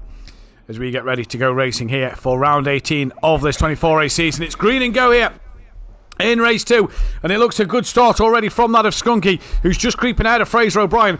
Dan as well has got a good launch. He's got ahead of Mike, has to back out of it though, coming in towards turn 1. Mike's going up his inside of Dan Davis in towards turn 1, now in towards turn 2. Mike will still be there. Dan just able to get it stopped, turns in. Mike backs out of that one as Skunky's been done by Fraser O'Brien. Now Dan and Mike make it 3 wide, and Dan and Mike just rub doors a little bit. Dan backs out of that. Skunky and Mike now touch doors again. And Mike trying to go around the outside of turn 3 in towards turn 4. Cloudon's around them, but Mike manages to hang on in there over that of McGowan. Great little start. Blackmore and McGowan and Machado. So your race 1 winner is also off with McGowan there, with Cloudon there. Ben's got up onto the back of Dan as Mike runs very, very wide. That's going to allow Dan to have a lovely run and gets past Mike Matthews. What can Ben do now though? Because Ben's gone with Dan and with Mike, but can't do anything about it as Ben turns in and Mike's still there. So O'Brien got clear quite quickly from the chaos. The 135 is around. Matt Wright has also now had a moment off the circuit as well. And it's Fraser O'Brien from Skunky. From then Dan Davis, Mike Matthews, Ben with Blackmore, Michael Harris, Ian McGowan, Gary Leach, Guy Schundelmeyer, Pedro Viana on the back of him. Then it's Paolo, Stardog Barclaw, Darren Yo caught up in some form of drama. Jamal Cloud and Matt Wright and Emmanuel Machado. So 2 of the podium runners from the first race having a spot of bother here. But Fraser O'Brien coming under some increased pressure at the moment. We're going to drop back down towards the back of the pack though, because Pedro Viana putting some pressure on that of Guy Schundelmeyer. Down the start straight they come. Here they go. Here comes Viana. Pulls out now on Schundelmeyer. Looks to the inside line in towards turn 1. Pedro Viana up the inside. Lovely move. Schundelmeyer's going to try and get the up and under though. Can't do so at the moment. Will he look into turn 2 to be later on the brakes? No, he won't. Thinks better of it. Viana through. So what? Not a bad start for Sky from right at the back to BP10 already. Yeah, P11 because Viana's just got past him. But yeah, good start. Skunky's got back ahead of O'Brien as well. So I didn't see that one, but Dan Davies still with them. Mike's just dropped off the back of the front 3 a little bit. Michael wanted to get back into a nice little rhythm and get back onto the rear of them. Sky's already sneaking up. Indeed, he is, Tracy. Michael want to just creep onto the back here. Ben's doing a cracking job as well. But Skunky currently the fastest lap and ahead of Fraser O'Brien, crucially. Back in this race, he's got a car between himself and Dan. Even if it's just points pulled back in this second race, it's damage limitation for Skunky. Yeah, and what was it, next week? No, it's Cota will be the last week to drop stores, wouldn't it? Yes, Cota will be, yeah. So 2 weeks. And then everything counts. So if you have a mare at Donington or Alton, oh well. Yeah, that's that done. Harris is on the back of Blackmore then with McGowan just behind him. Again, another good race for SimPlay Racing over that of the Red Line Junkies. And if you're looking at the other battles in the constructor, Team SPR are fighting that of the Naval Racing Team. That's going quite well as well. Harris going up the inside of Blackmore in towards turn 1. And another good move from the Lexus driver. He moves up now into P6 in this race. Gary Leach still sticking with him, but the 3 out front at the minute, Phil, going great guns. Mike still sticking it around that second mark, just not able to really make a dent on getting closer. No, and I'll tell you what, all of them are taking liberties about track limits in turn 1. I don't like how wide people are taking that, because to me the track is between the white lines and 2 wheels over, not all 4. Skunky just dropped a wheel into the gravel, and now O'Brien tries to come through, can't do so there.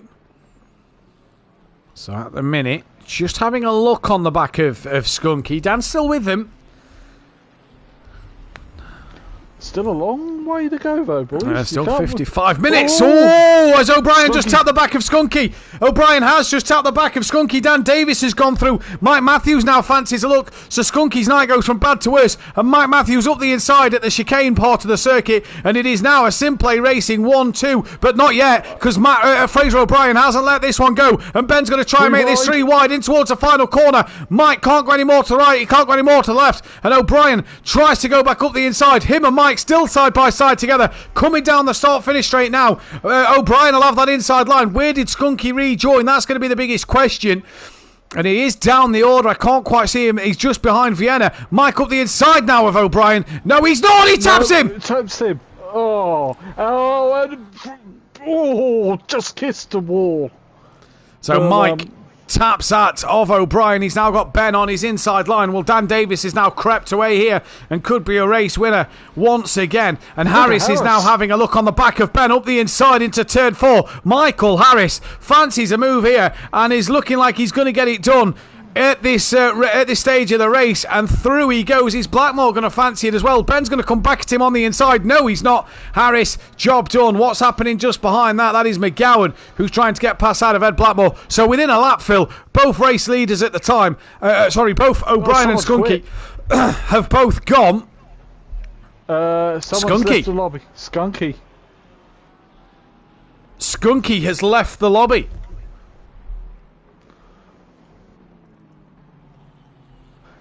We'll see if he gets back in. But Skunky, that's not going to help his Drivers' Championship, or it's not going to help in that Constructors' Championship. So he's retired from the race. Harris is around. Did Ben just tap the back of Harris? I'm not sure, but Michael Harris is in the gravel facing the wrong way. And through comes everybody at the moment. There's Stardog Barclaw, there's Darren Yo, here comes Clouden and Fraser O'Brien as well. And has Harris got back on? He gets back on just before that of Matt Wright and Machado. But contact from drivers all around here, Phil. Yeah, now Harris's car looks rather loose on the rear.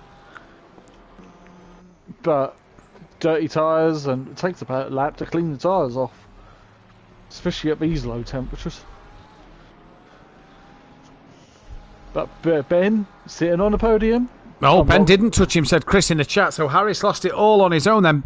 The camera angle was obviously behind Ben, so it looked like there was contact. Obviously not. This is Blackmore and McGowan and Gary Leach we're currently watching behind Ben, who's on the podium. It's been a while since Ben's been on the podium. Let's go on board with the Porsche driver of Gary Leach. This is his view on that of McGowan and Blackmore. You see Ben just in front as well.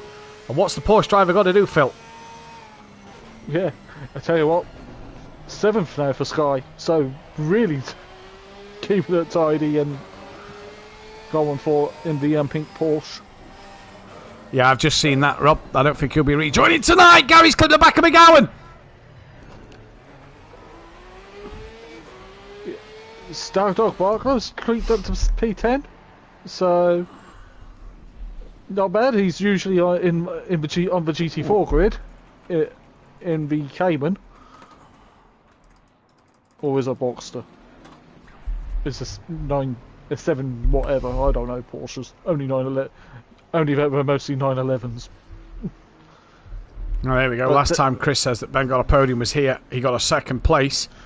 Well, Matt Wright's down the back of the grid at the moment. Machado's on the back of Harris. Harris is close to Clouden. He's got Fraser O'Brien just there. And it's a SimPlay Racing 1-2. You feel, though, that a penalty might be lurking over that of Mike Matthews' head.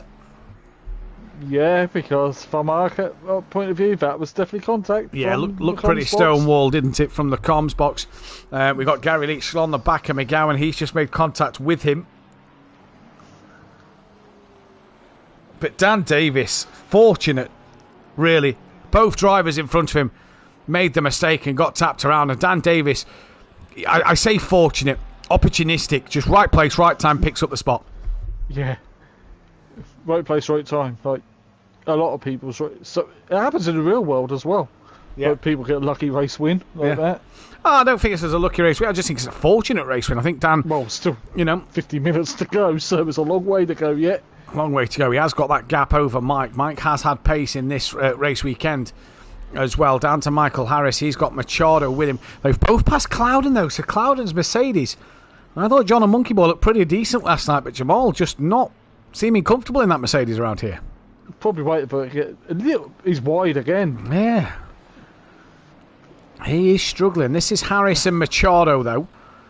I think he definitely prefers the Aston Martin he ran out. I think he prefers. I think he prefers the McLaren as well, dude. I think he's wants to get out that Mercedes Benz. Down the start straight they come. Then Michael Harris 4 on weeks to go. Emmanuel Machado. Yeah. 4 weeks and then he can get out of that Merc. It could join the Jag after Saturday on the scrap heap.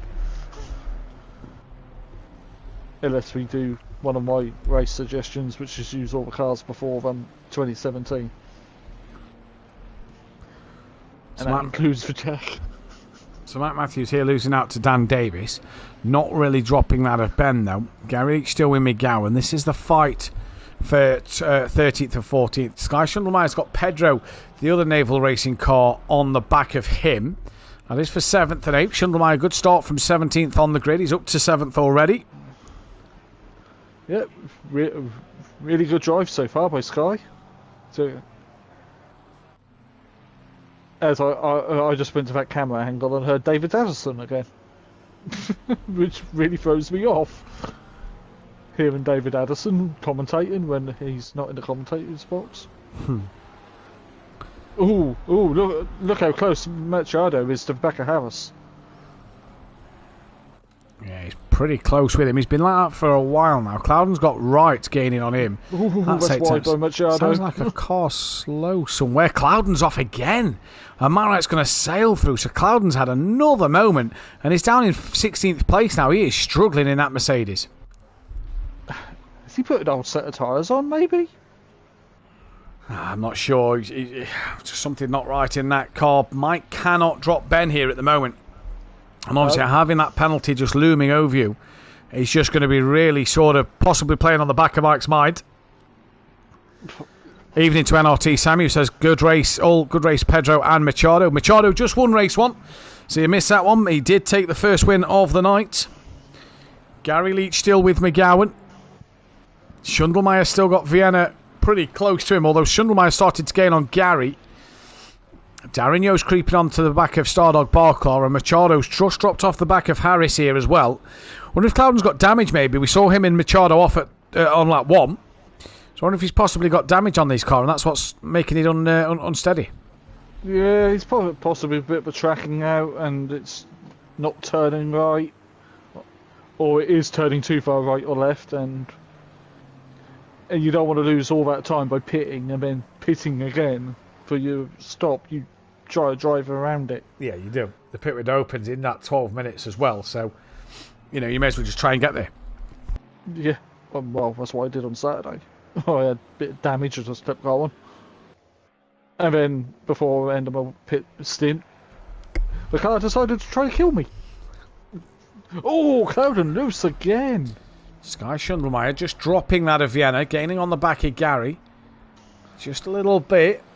Not really able to do a lot at the moment. Fraser O'Brien's gaining on Darren Yo, while Darren Yo's gaining on the back of Stardog Barclaw. Oh, Stardog very wide, a bit drifty through turn 1. Darren Yo won't need a second invitation. Through he goes.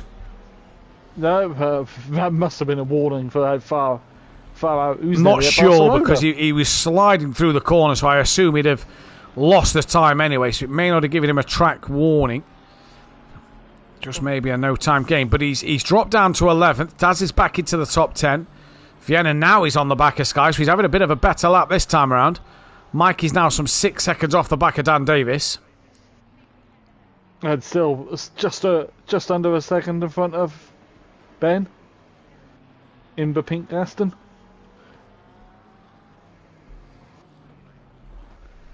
And Cloudon is kind of back with Wright.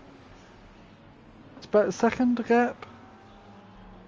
Just looking at the other battles, but O'Brien now looking around the outside of Barclay, Stardog, or what we calling them, as they head towards the chicane. Sparks flying. Oh, hopping over the curb. Oh, but nothing of it. It is more of a golf blue, even in this light level. It's a No. chromatic one. No, I don't think it is. I don't think it is. I think it's... Yeah, I think it's too... It's got a bit too much green in it for a Gulf livered blue. As much as you'd love it to be a Gulf livered blue, I think I have to disagree on that You could one. have two colours blue for the Gulf livery because they had the dark ones like used to be on the McLarens. The McLaren F1 back in the 90s. But, yeah, you have to be ancient like me to know that.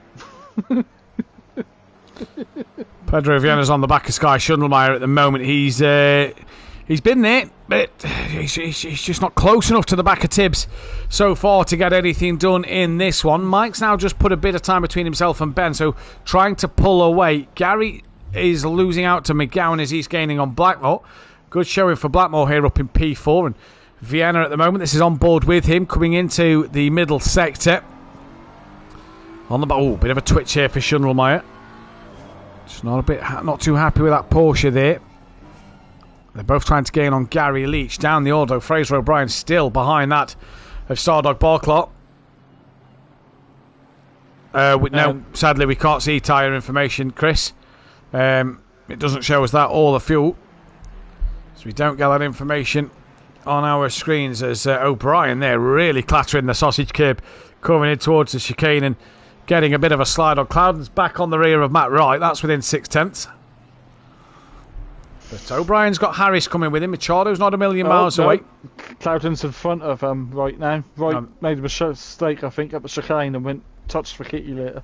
There we go. So Cloudon is through. Vienna still putting pressure then on that of Sky Schundelmeyer. McGowan as well now really hassling the back of Ed Blackmore's car. The lone Redline Junkies car out there this evening now that the retirement of Skunky.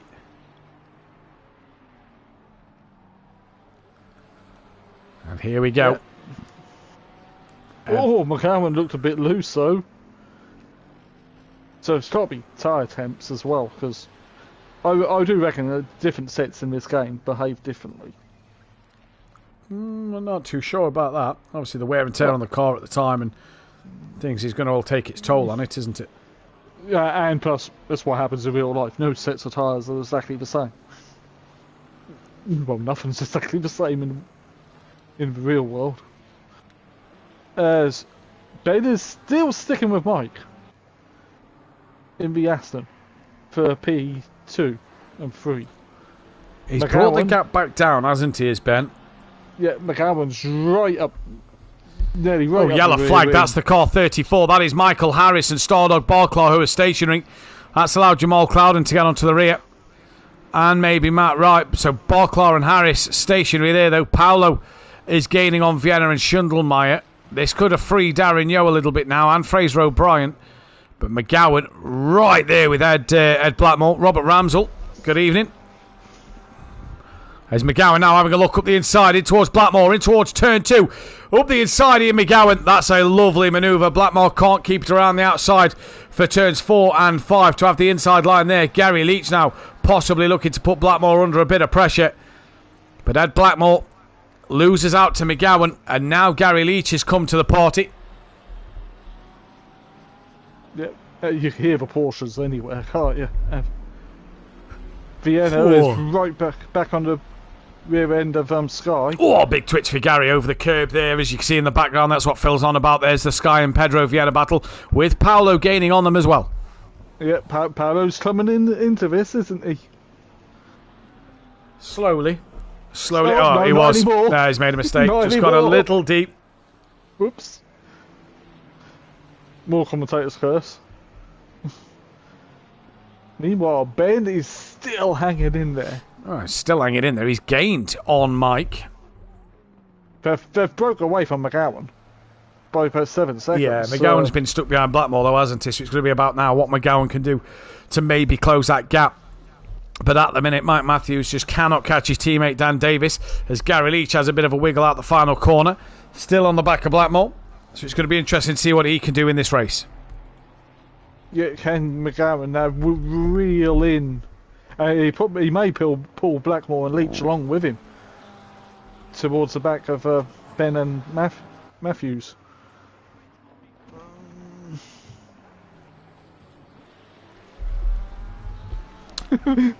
Ben doesn't like the Aston, but it's forgiven here.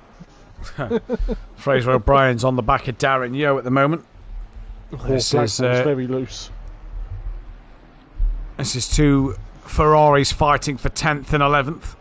Obviously, O'Brien had that moment where Mike put him off. You just wonder what damage Fraser's got from that clip on the wall.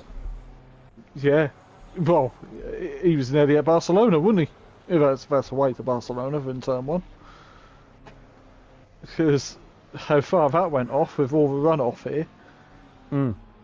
As you go through the top hairpin.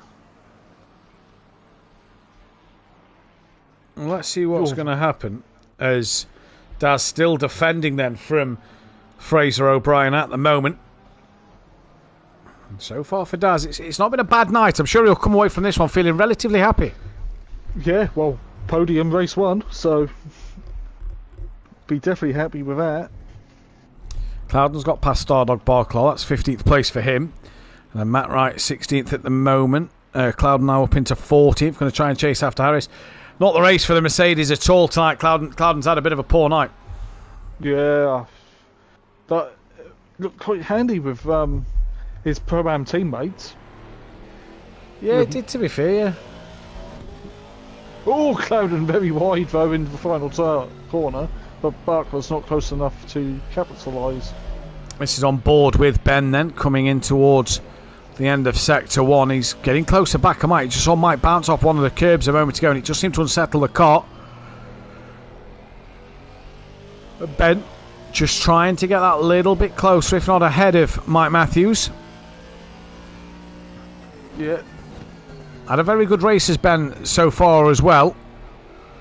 And all he's got to do is really stay here, isn't he? I don't think he's got the pace of Dan.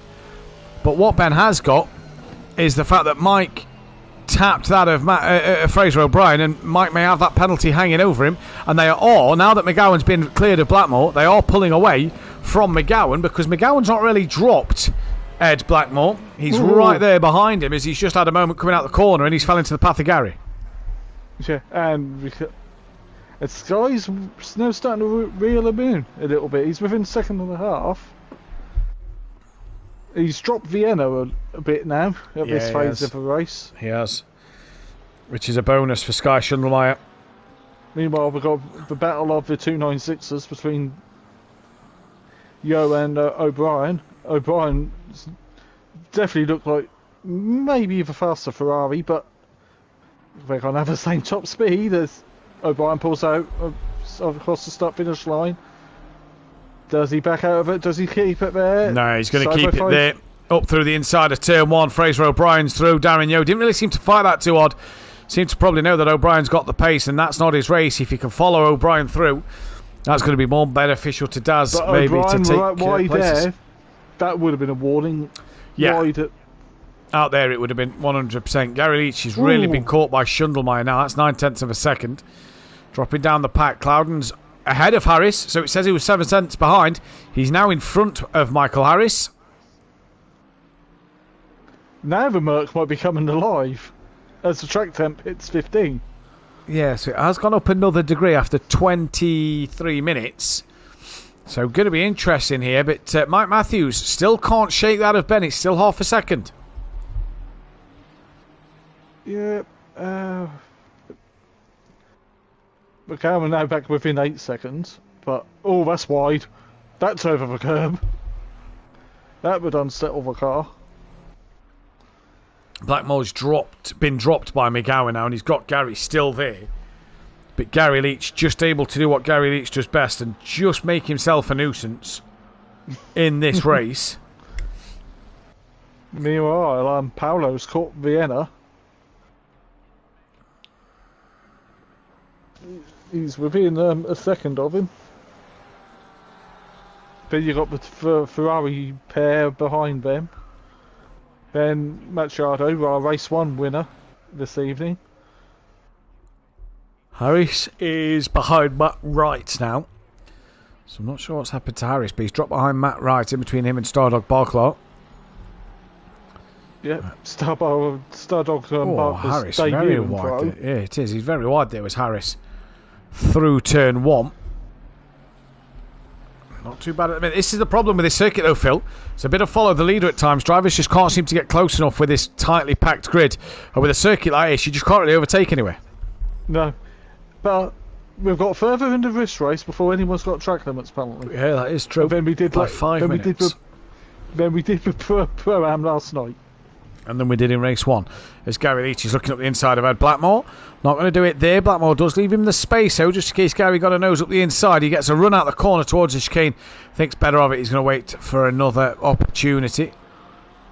But now, because they're battling, there's the pink Porsche of Sky. Yeah, he's getting larger in Gary's mirrors as Gary goes up the inside. Oh, he's tapped Blackmore. Yeah. Tap Blackmore there, and that's going to allow Shundlemaier to get through as well, you'd imagine. So Blackmore probably not going to be very thankful of Gary for that one. No. And here comes Sky Shundlemaier down the start straight. They come in towards turn 1 for the 16th time. Sky didn't actually get past there. Pit window's open. I'm going to be interested to see if Clouden does come into the pits early. Yes, he does. Matt Wright, no. Harris, no. Stardog Barclaw, no. So Clouden pulling that trigger very, very early then. Yeah, it could be tyres. Or repair the damage he's got on the car from. What, yeah, possibly so. First lap, wasn't it? Right. Yeah, it was lap 1. Lap 1. Yeah. Sky is climbing well yet. Let's see if he can get past Blackmore a bit cleaner than Gary did. Well, into the left-hand hairpin they come. And this is going to be interesting now for Sky here. Let's see what he can do. I believe O'Brien has caught the back of Paolo. He has. So Clouden's stop is done. He's already away. Well, O'Brien's been pretty quick, hasn't he? He's been pretty rapid all day. Yeah. This is on board with Sky Shundlemaier as they come up and over in towards the final corner. You can see McGowan just going through the final corner now. There's Gary, there's Blackmore. And has anybody pitted this lap? No, they haven't. Yet McGowan straight into the pits. Blackmore as well now comes in. There's Pedro, there's Paolo, Fraser O'Brien's in, Darren Yo's done the dummy. Machado's in. Had to be careful there, did Darren Yo, to maybe not cut the pit entry. He left it late to cancel that any later, and that would have probably been a little naughty. And none of the back three do either. Harry's still close to Matt Wright now, but Matt Wright's got ahead. And the question is going to be, is Machado and O'Brien stop now? Where's Clouden? He's up the top end of the circuit. And if you look at Dan, look, 10 seconds up the road, he's doing his own thing. And Jamal Clouden's just in front of him to be a lap down. But Dan's still got to pit. Yep. McGowan's stop is done. That was a very quick stop, so that's not for tyres. Has O'Brien jumped Blackmore in the pits here, I wonder? O'Brien has it. Well, he was in front of Blackmore, wasn't he? No. O'Brien was behind Gary and Tibbs and Blackmore in that battle. It was McGowan that was ahead of McGowan's a long Blackmore. way in front of him. Right? So Fraser O'Brien has jumped Blackmore then, but Blackmore may have repaired damage from that contact with Gary. Blackmore's rear end is still damaged. So he hasn't repaired the damage. He's probably just had a bit of a longer stop. Jamal Clouden, in relation to those who's just pitted, is a long way behind. And Shundlemaier now within 6/10 of Gary Leach. Mike's dropped Ben. That's 1.8 seconds of gap now. Paolo is also on the back of Pedro, so Paolo's starting to make a charge. Yeah, he is. Do they pit? Sky's in. As is Daz. Yeah, and that's it. Quite strong outfielders now, isn't it? Yeah, that's the problem with the pit stops at the moment. Paolo on Pedro, it's a close battle. Sky on Gary was, but Sky's pitted. And Clouden is some 19 seconds behind Machado. Whoa, that's a big gap. Yeah. But he's like stop out of the way. He's probably sorted out. He was also around Matt Wright and Harris, let's not forget, and they haven't pitted yet, so... No. And he's now got time to bring his car tyres back up to temperature. If he did change. But we don't know, because we like not knowing. Daz's stop is done and he's away. Sky is still in the pits. Yeah, so Daz has jumped come Sky. Out in front of. That's Machado, isn't it? So he's lost out to Blackmore. Yes. No, he was already behind Blackmore. And Machado's now just gone up the inside of Darren, so he now loses out to Machado. Machado was behind Daz, so Daz losing out a spot there to Machado, but gaining one over Sky Schundelmeyer. So Daz at the minute 14th place. I don't think that's a net 14th. Well, change of tyres did kind of work, because how quick was Richie Michelle last night on new tyres? So we think it was new tyres. We're not 100% sure. It was a long stop, so we believe Richie Michelle took tyres, but yeah, going to be an interesting one to keep our eyes on. Does Dan come in this time round?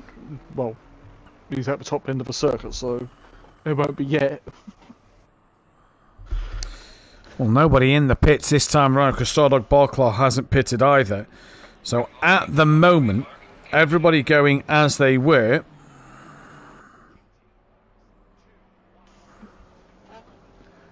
So I think Sky left his tyre change on because how many positions he's lost. McGowan, O'Brien, Blackmore, Machado and Yo. Yeah. Possibly right. Harris is still within 7/10 of Matt Wright as well at the moment. 29 minutes left, so we're just over the halfway mark of this race. Darren Yo's on the back of Machado here then. Half a second, just under 6/10. Cloud has already moved out of way for Dan, who's I'm not surprised. because of the blue flags. Does Mike come in? No. Ben stays out as well. We've still got about 2 laps as well that they can stay out to pit at the minute. And I'm wondering, it's a shame we don't know what track limit strikes people are on, because so far, back in the last race, it only took 20 minutes for 2 track limit drive-through penalties. Maybe they've learned. Possibly so. Let's see what they do as they come through the middle set. So this is Ben with Mike. Back to 7/10 of a second. So they really have sort of ebbed and flowed between each other, Ben and Mike, tonight. They have, yeah. Again, only Stardog's pitting this lap. That's not green, Matt. That's blue. I said it's got a greeny tinge to it. But I can't see no greeny tinge, but then again, I'm only on a 1080p screen, so I wouldn't see it anyway. It's got the chrome effect on it. That's what that has on it. It's not. I think you want it to be Gulf, but I don't think it is. I think it's more greeny. Well, 2-second lap somewhere. Oh, Ben's got 1. Track limits. I've just clicked onto what Chris is on about now. So Chris Informant is what Ben's on, but yeah. Does Dan carries on for one more lap? The problem for Mike here is with that penalty potentially looming over his shoulders, he's in a position of, well, what does he do? Yeah, Mike's coming in, Ben's following him. So it's going to be a battle of the pit stops now between SimPlay Racing and the BSP Racing team. Does Gary come in?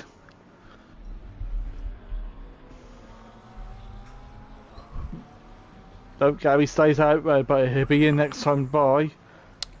Vienna's fight on the circuit, by the way, is Matt Wright and Michael Harris, but that's just extended to 1.2 seconds, so even that's not massively close anymore. Because what is it, 1 minute 32 a lap for the pros? In race 31:32, yeah. Yeah, Harris is in. Machado's close to the back of Blackmore. Mike's stop is done. Ben has not moved yet. I think Ben's possibly changing tyres. No tyres for Ben, says Chris. So Ben's stop is now done. So Mike's going to breathe a sigh of relief there because he's just got Ben quite a margin. Gary now runs in second place, Paolo third. Matt Wright's going for one more lap. He'll get that lap in. Out the pits now comes Vienna. But Ben's got McGowan quite close to him. He has. Yeah, so what happened with Ben's pit stop there then? He's not massively close, but it was about 7 seconds before Ben pitted. It's now a lot closer than that. Yeah, this is what, 8 seconds from between Ben and Mike now?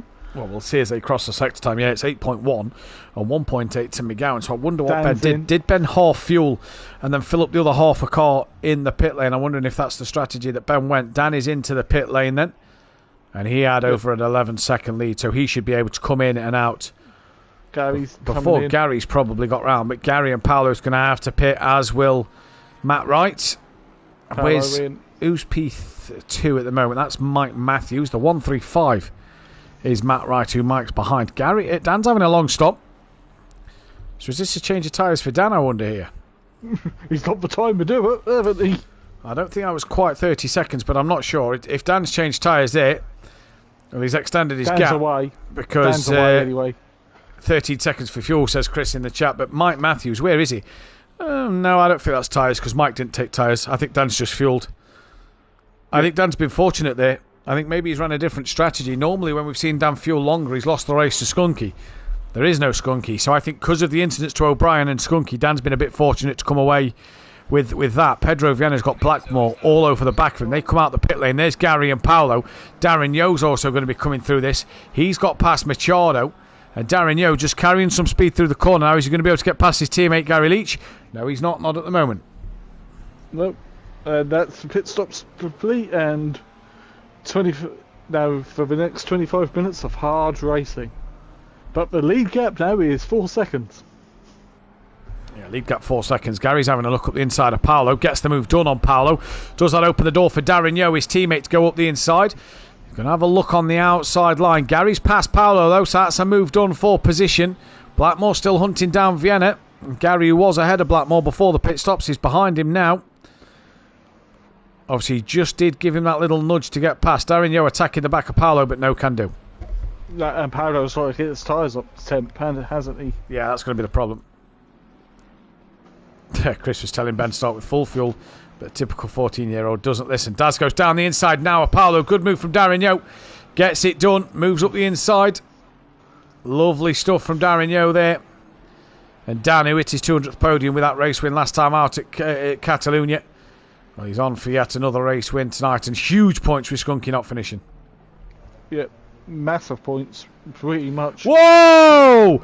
Machado has missed his brakes by a country mile at the final corner and has absolutely punted Darren Yo to the moon.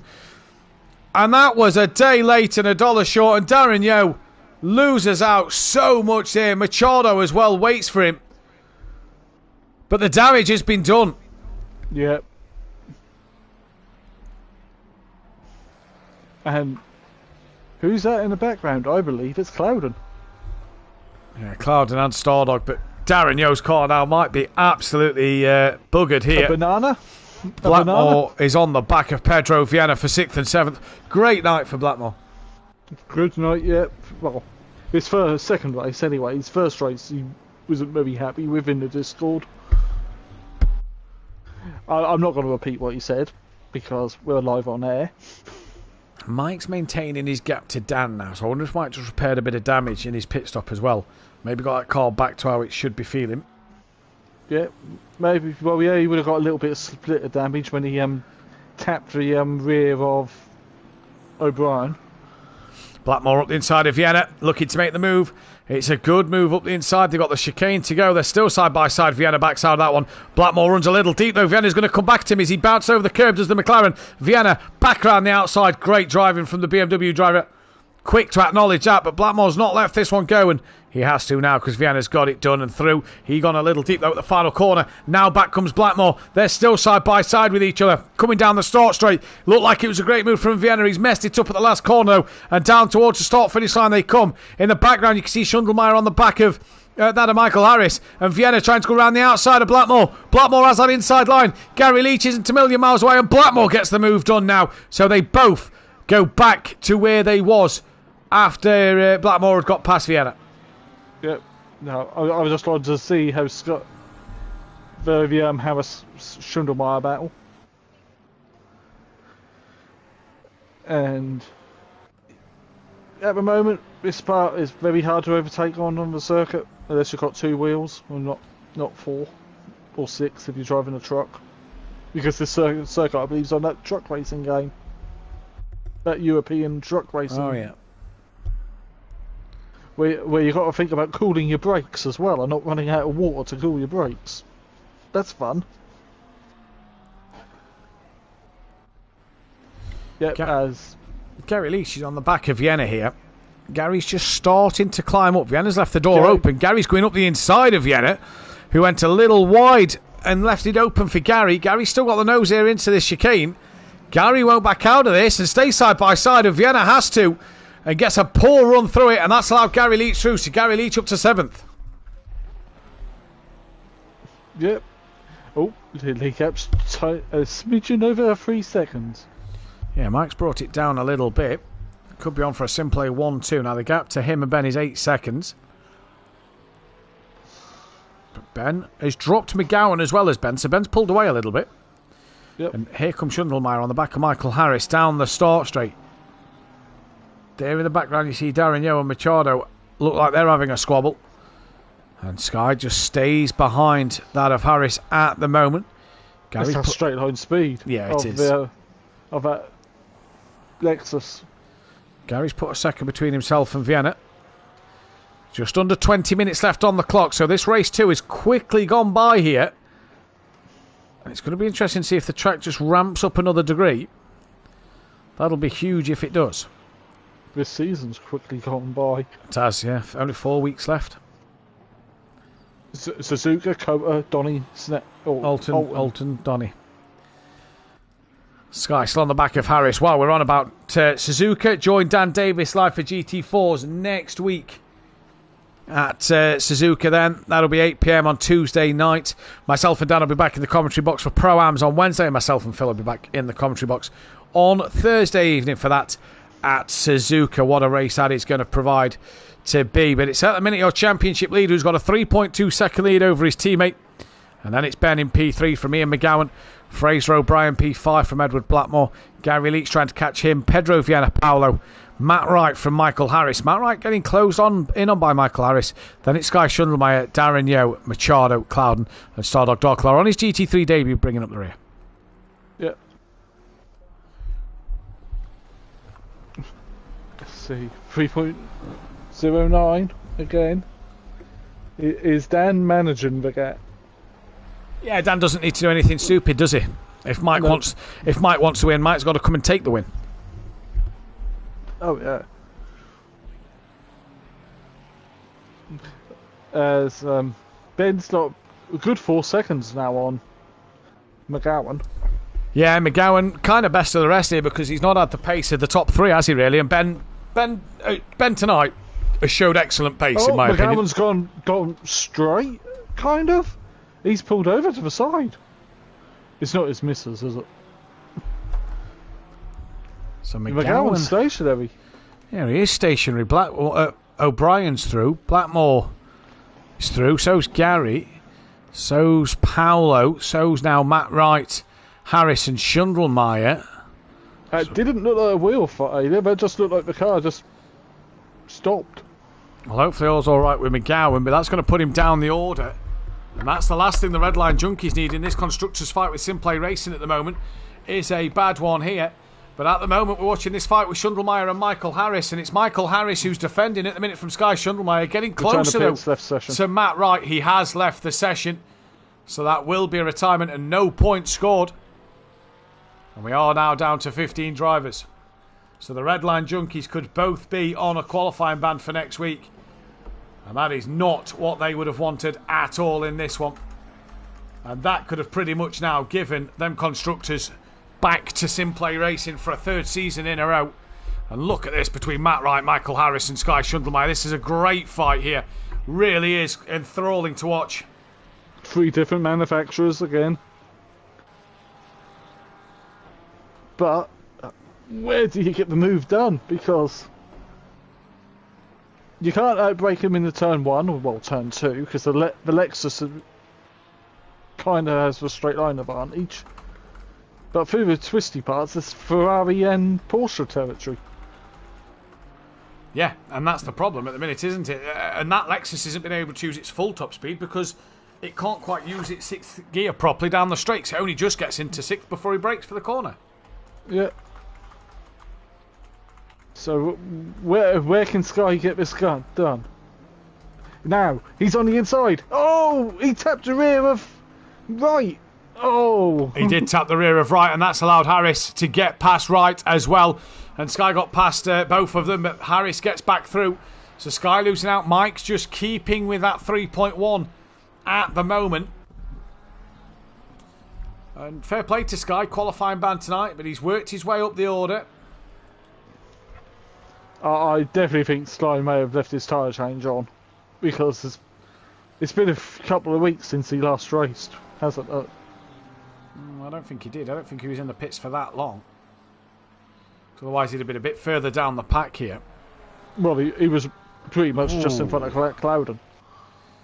Yeah, that's Clouden's fought his way up back to 14th. Yeah, but Sky is 10th, so if he had tyre change on, he'd have been around Clouden still, wouldn't he? So he's not. Very wide into turn 1, though, past the green part. Sky on the back of Harry still. This is an interesting one to watch. So Fraser O'Brien up to 4th. What that does do is put Gary up to 6th and Darren Yo up to 12th, as well as putting Machado up to 14th and Pedro up to 7th. Now, what are Naval behind? Oh, there's some 190 points behind the Red Line Junkies, but they're going to score big tonight over them and just claw points back, kind of taking them. What was 93 points is now going to be well over 100, especially with a 1-2 to Dan and Mike here. You know, Mike's got it under 3 seconds. That's 2.7, so especially for a 1-2 for SimPlay Racing. And if Mike, yes, maybe having that penalty over his head, but depending on what the penalty will be, it's currently 8 seconds to Ben, so that's going to be some big time penalty at the moment. But Mike knows he's got to get on with this to get 10 seconds clear of Ben, minimum. He'll want that minimum of 10 seconds clear of Ben. Yeah. And Chris and I'll be telling Ben, keep pushing, stay within 10 Oh, seconds. Tibbs up the inside of Michael Harris at the final corner. And Tibbs here manages to get a run up the inside. And they're side by side coming down the start straight. This is where the Porsche is going to be a little worse than that Lexus. Dan's opened the gap up to 3 seconds. Back to Mike. And the Porsche, look at that, just doesn't have the straight line speed and has to tuck in behind. What a shame there. Ben's actually clawed 4 tenths back on Mike Matthews. So it's going to be interesting here to see what's what. Yeah. The Tibbs is looking very strong. But again, though, it's like you've just said, he's looking strong where the Porsche should be strong, and it's not great where the Porsche isn't great. The Porsche should be quite strong when we go to Suzuka next week, because there's lots of corners of Suzuka. I believe the bop file went on earlier. The Ford Mustang looks like it's the most bopped, and then that's followed by the Porsche and the Ferrari 296.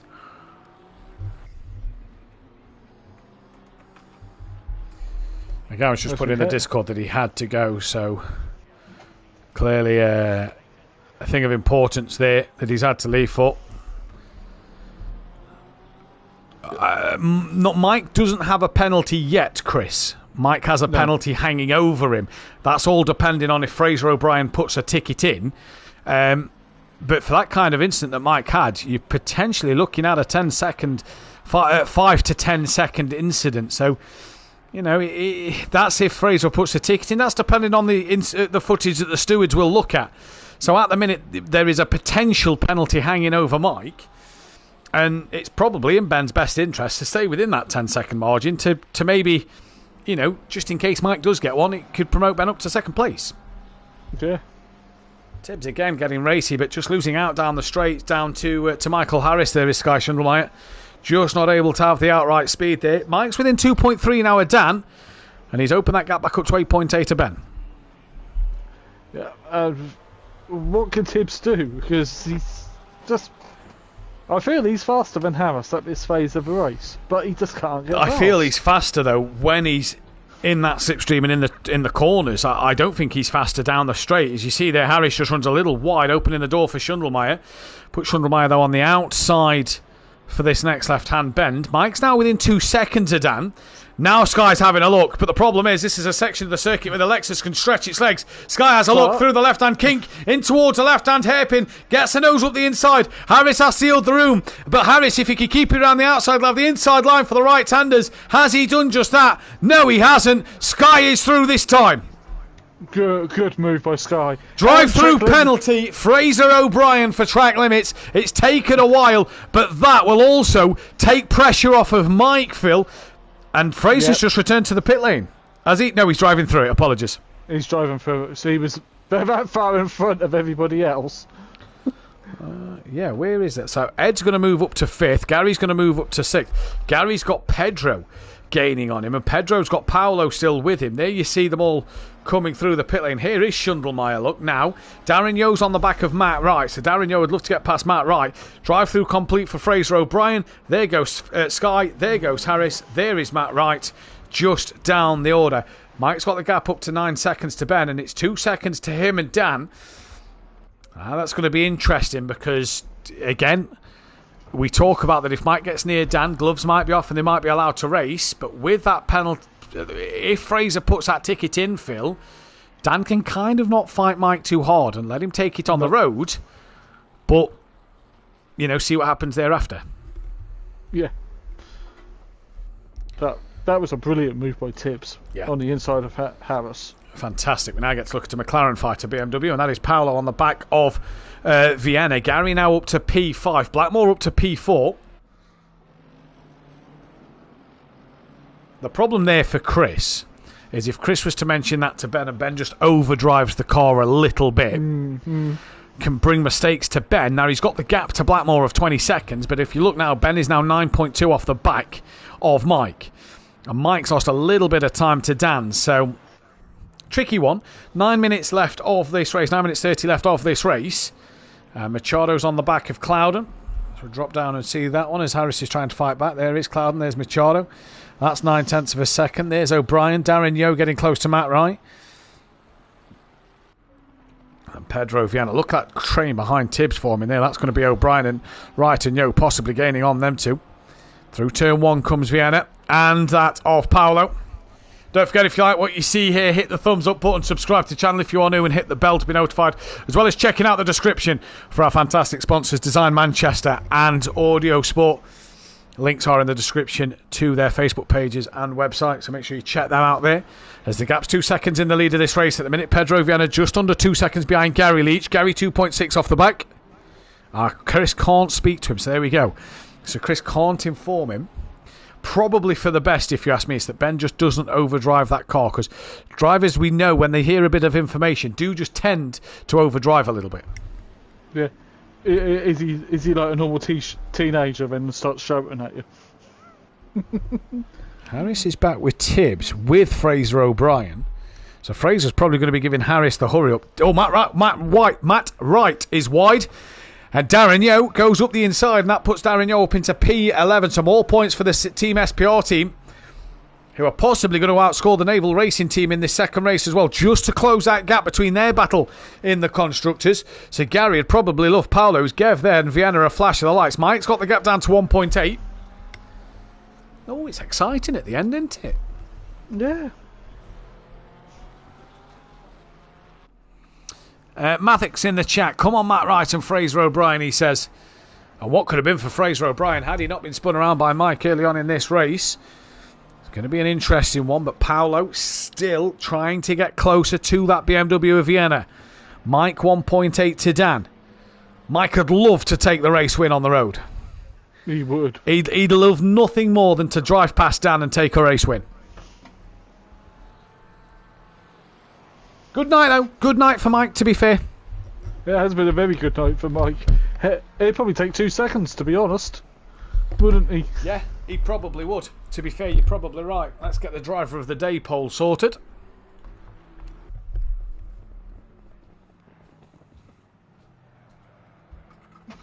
He'd probably bite your hand off for 2 seconds, considering what happened last week, and where the car just didn't have any grip.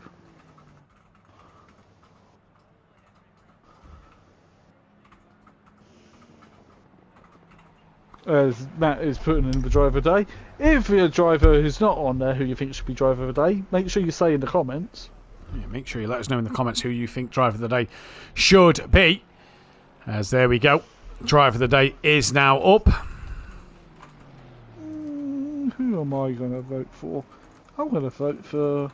yes.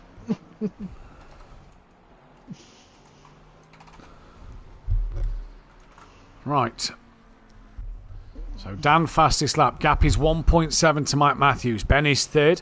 Then it's Blackmore. Then Gary. Pedro Viana still ahead of Paolo. Then it's Schundelmeyer, who's now got Fraser O'Brien, who's passed Michael Harris. Darren Yeo obviously ahead of Matt Wright. Jamal Cloudon's got Machado on the back of him. Stardog Barclaw is a little off the bat now. It looks like he's had a few moments, but he's going to possibly finish with another good set of points here, to be fair to you, Phil, because he's managed to keep going. Yeah, he's not given up, and baptism of fire being a pro for Stardog. But he's pretty handy in GT4. Yeah. He took his debut win for SimPlay. Yeah, last week. Last week at Barcelona. Race 1, I think it was as well. He took his debut, took pole and the win in the first race of the evening that night. Yeah, so Paolo's having a look up inside of Vienna there, but just a look, not close enough to make a move. This has allowed Gary to get away from these, so Gary's not really in the danger anymore. 3.1 seconds clear of Vienna. Vienna driving well, though, to stay ahead of Paolo at the minute. The problem is Schundelmeyer, O'Brien and Harris are quickly approaching the rear of all of both of them. Yeah, but the rest of the pack's coming. The other half of the field. Mike back to 1.9 to Dan. So I think Dan's managing. I think he's doing the right thing. He possibly, again, man management from Dan in terms of knowing, what Mike's done in the race. Yeah. Well, they'll be in the same party together, wouldn't they? So here no, all right. As O'Brien wide again and through turn 1. Just watching this, a look at this train now behind that of Vienna. Schundelmeyer's on the back of Paolo with O'Brien, with Harris. Mike 1.8, 9.7 to Ben. And Gary's 1.7 to Blackmore. Gary would love getting up into P4, I'm sure, here. Good night for Gary Leach. And for Ben and for Mike. Yeah. Cool, look at this pack of cars. That's brilliant, isn't it? Right. All different manufacturers again. BMW, McLaren, Porsche, Ferrari, Lexus. Did O'Brien just... I don't know if O'Brien's just tapped the back of Tibbs there. Tibbs went a little deep, though. And now O'Brien's going to try and attack him round the outside here. Schundelmeyer keeps that inside line, though. And manages to stay in front. 3 minutes 30 left. And what a race this has been so far. Can Darren Yeo maybe get into this pack? That's going to be the interesting question. 1.6 Mike to Dan. Dan's held the fastest lap for the entire race. Yeah, and so I think Vienna's tyres have died. Possibly. I agree. There's a problem with that car somewhere. You could have 3 track limit warnings and then it'd be a penalty. Yeah, the fourth one is a drive-through penalty. There's O'Brien. Whoa, he's a very wide again and a little wiggly. Manages to rejoin the circuit now, though. 10.5 now, the gap Mike to Ben. So that could, if a ticket goes in, have just saved Mike. Paolo's a little deep on corner exit. Sky's going to have a look at him into the right-hander.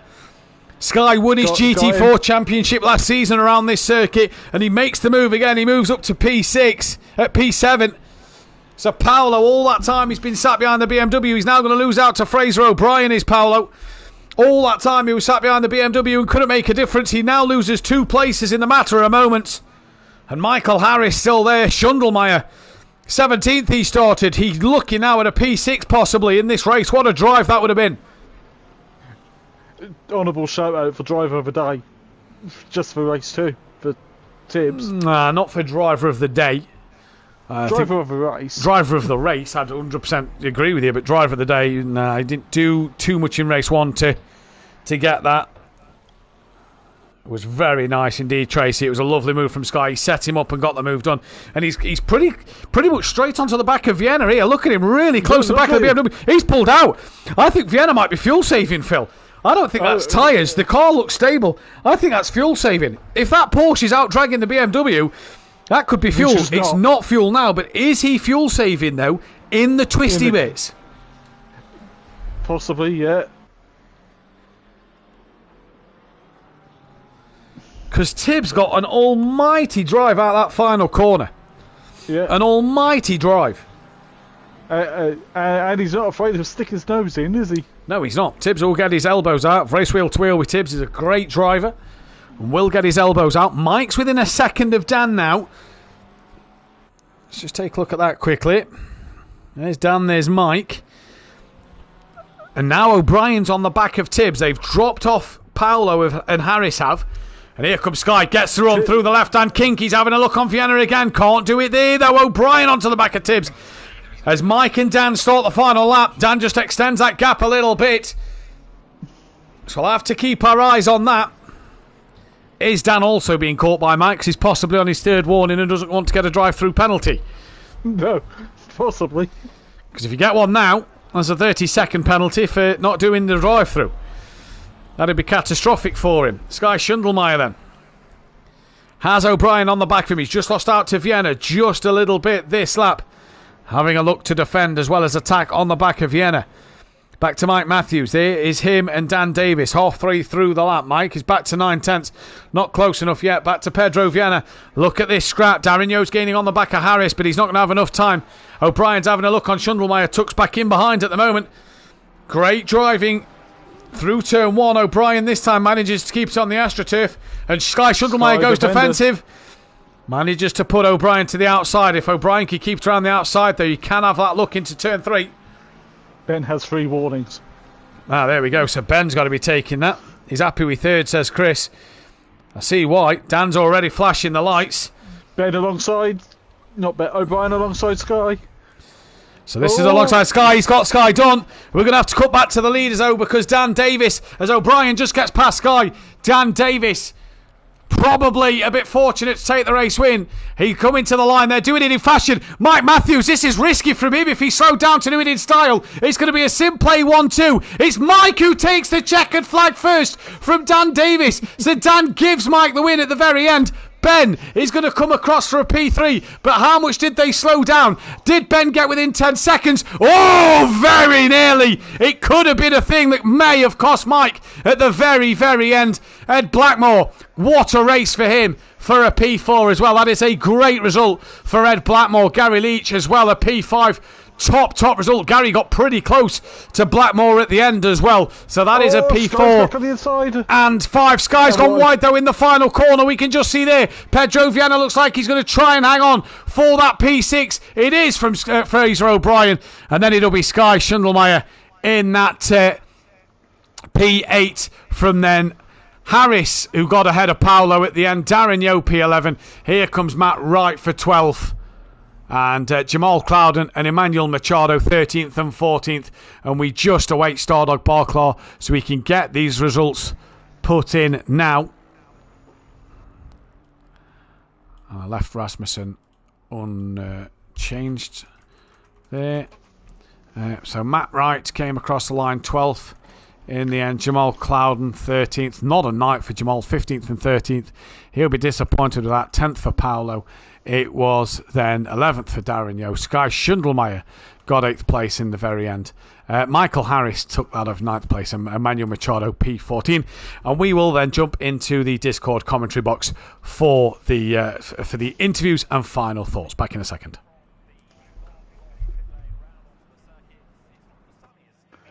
Oh, I've got to relink my account again.